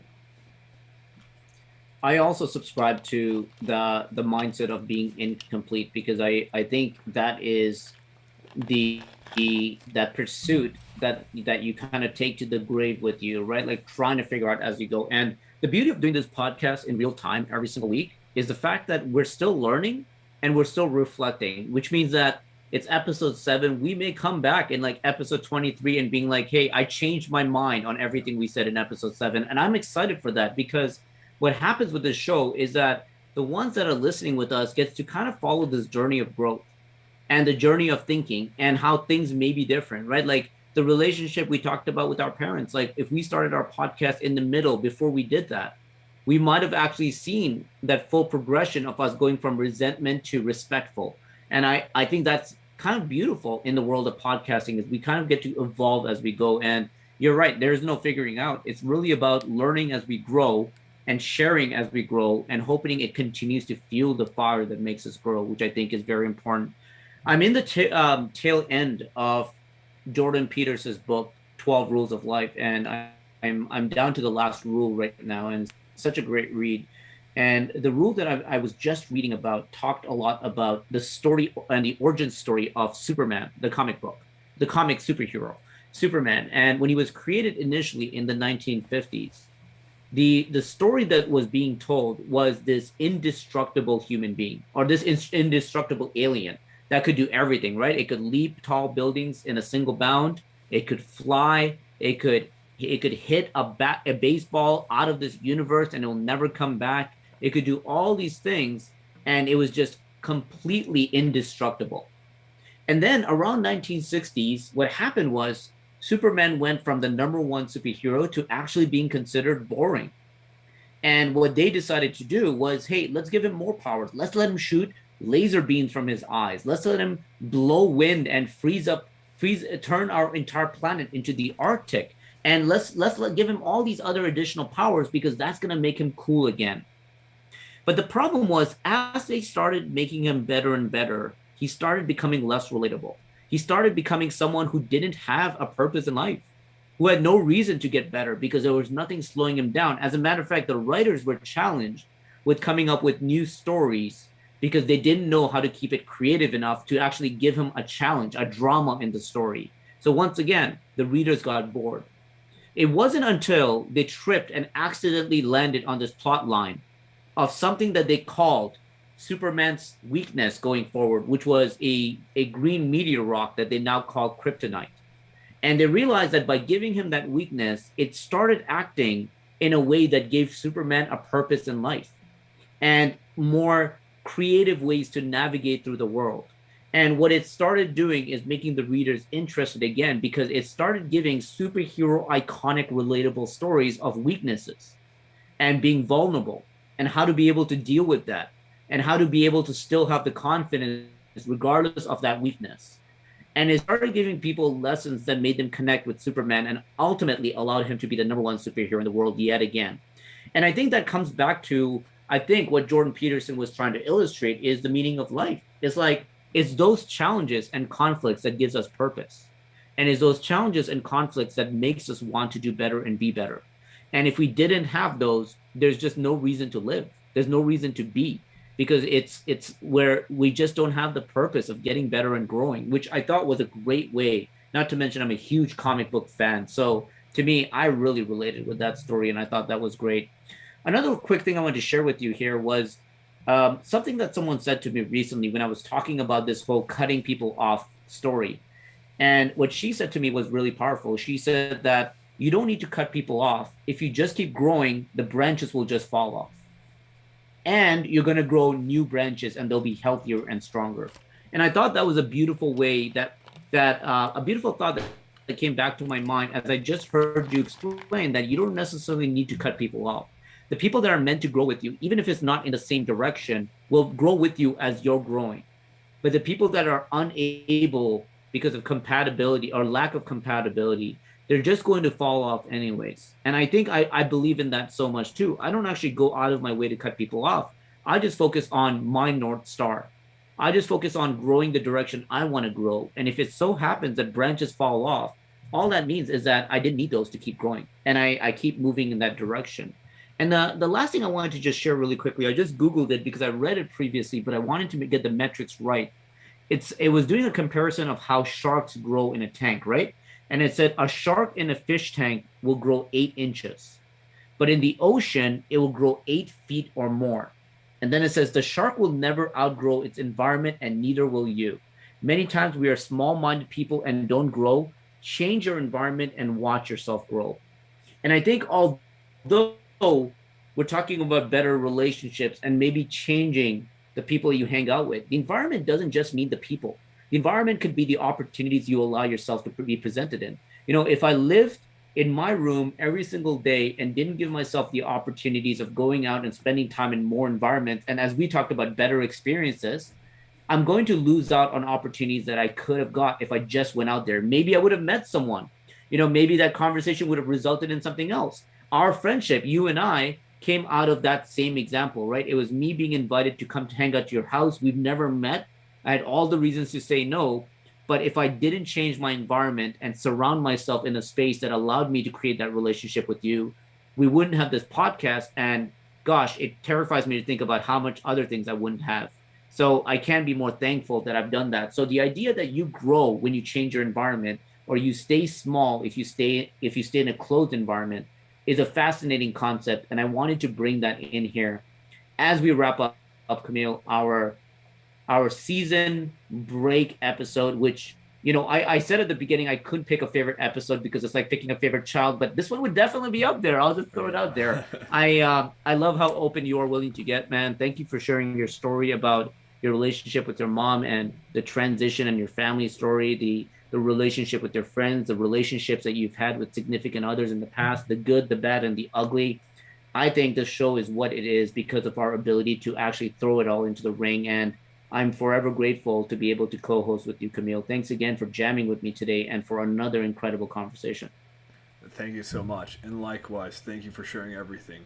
And your insights as well. I felt like I learned actually a lot just even talking out loud, but listening to you. And again, it's always been a pleasure, and I look forward to the next one. So I hope you have a great trip. And thank you all to the listeners. I saw that we have some live listeners today, some good activity happening on the YouTube live side. We are forever grateful that you tuned in. I hope you got even one piece of value from today, although I'm slightly confident you got a few based on what was being shared from today's episode. As I mentioned, we're going to be off until the very first Sunday in October, I think. So we're going to take a little bit of a break, but that also means you have almost 14 hours of content to listen to on the Modern Mindset podcast. So I encourage you that if you haven't listened to any, if this is your first one and you kind of got the taste of what type of conversations we have, I really think it's worth taking a step back and revisiting some of the old ones, because what you're going to find, which is why we call it chapters and not episodes, is that these aren't exclusive conversations. They stack on top of each other. And for you to get the most value out of the Modern Mindset podcast, it means to really take in all the different pillars that we laid out in order for you to lift yourself up and grow. From myself, from Camille, and to all of you, thank you for tuning in. And please continue getting better. We'll see you again soon. Take care, everyone.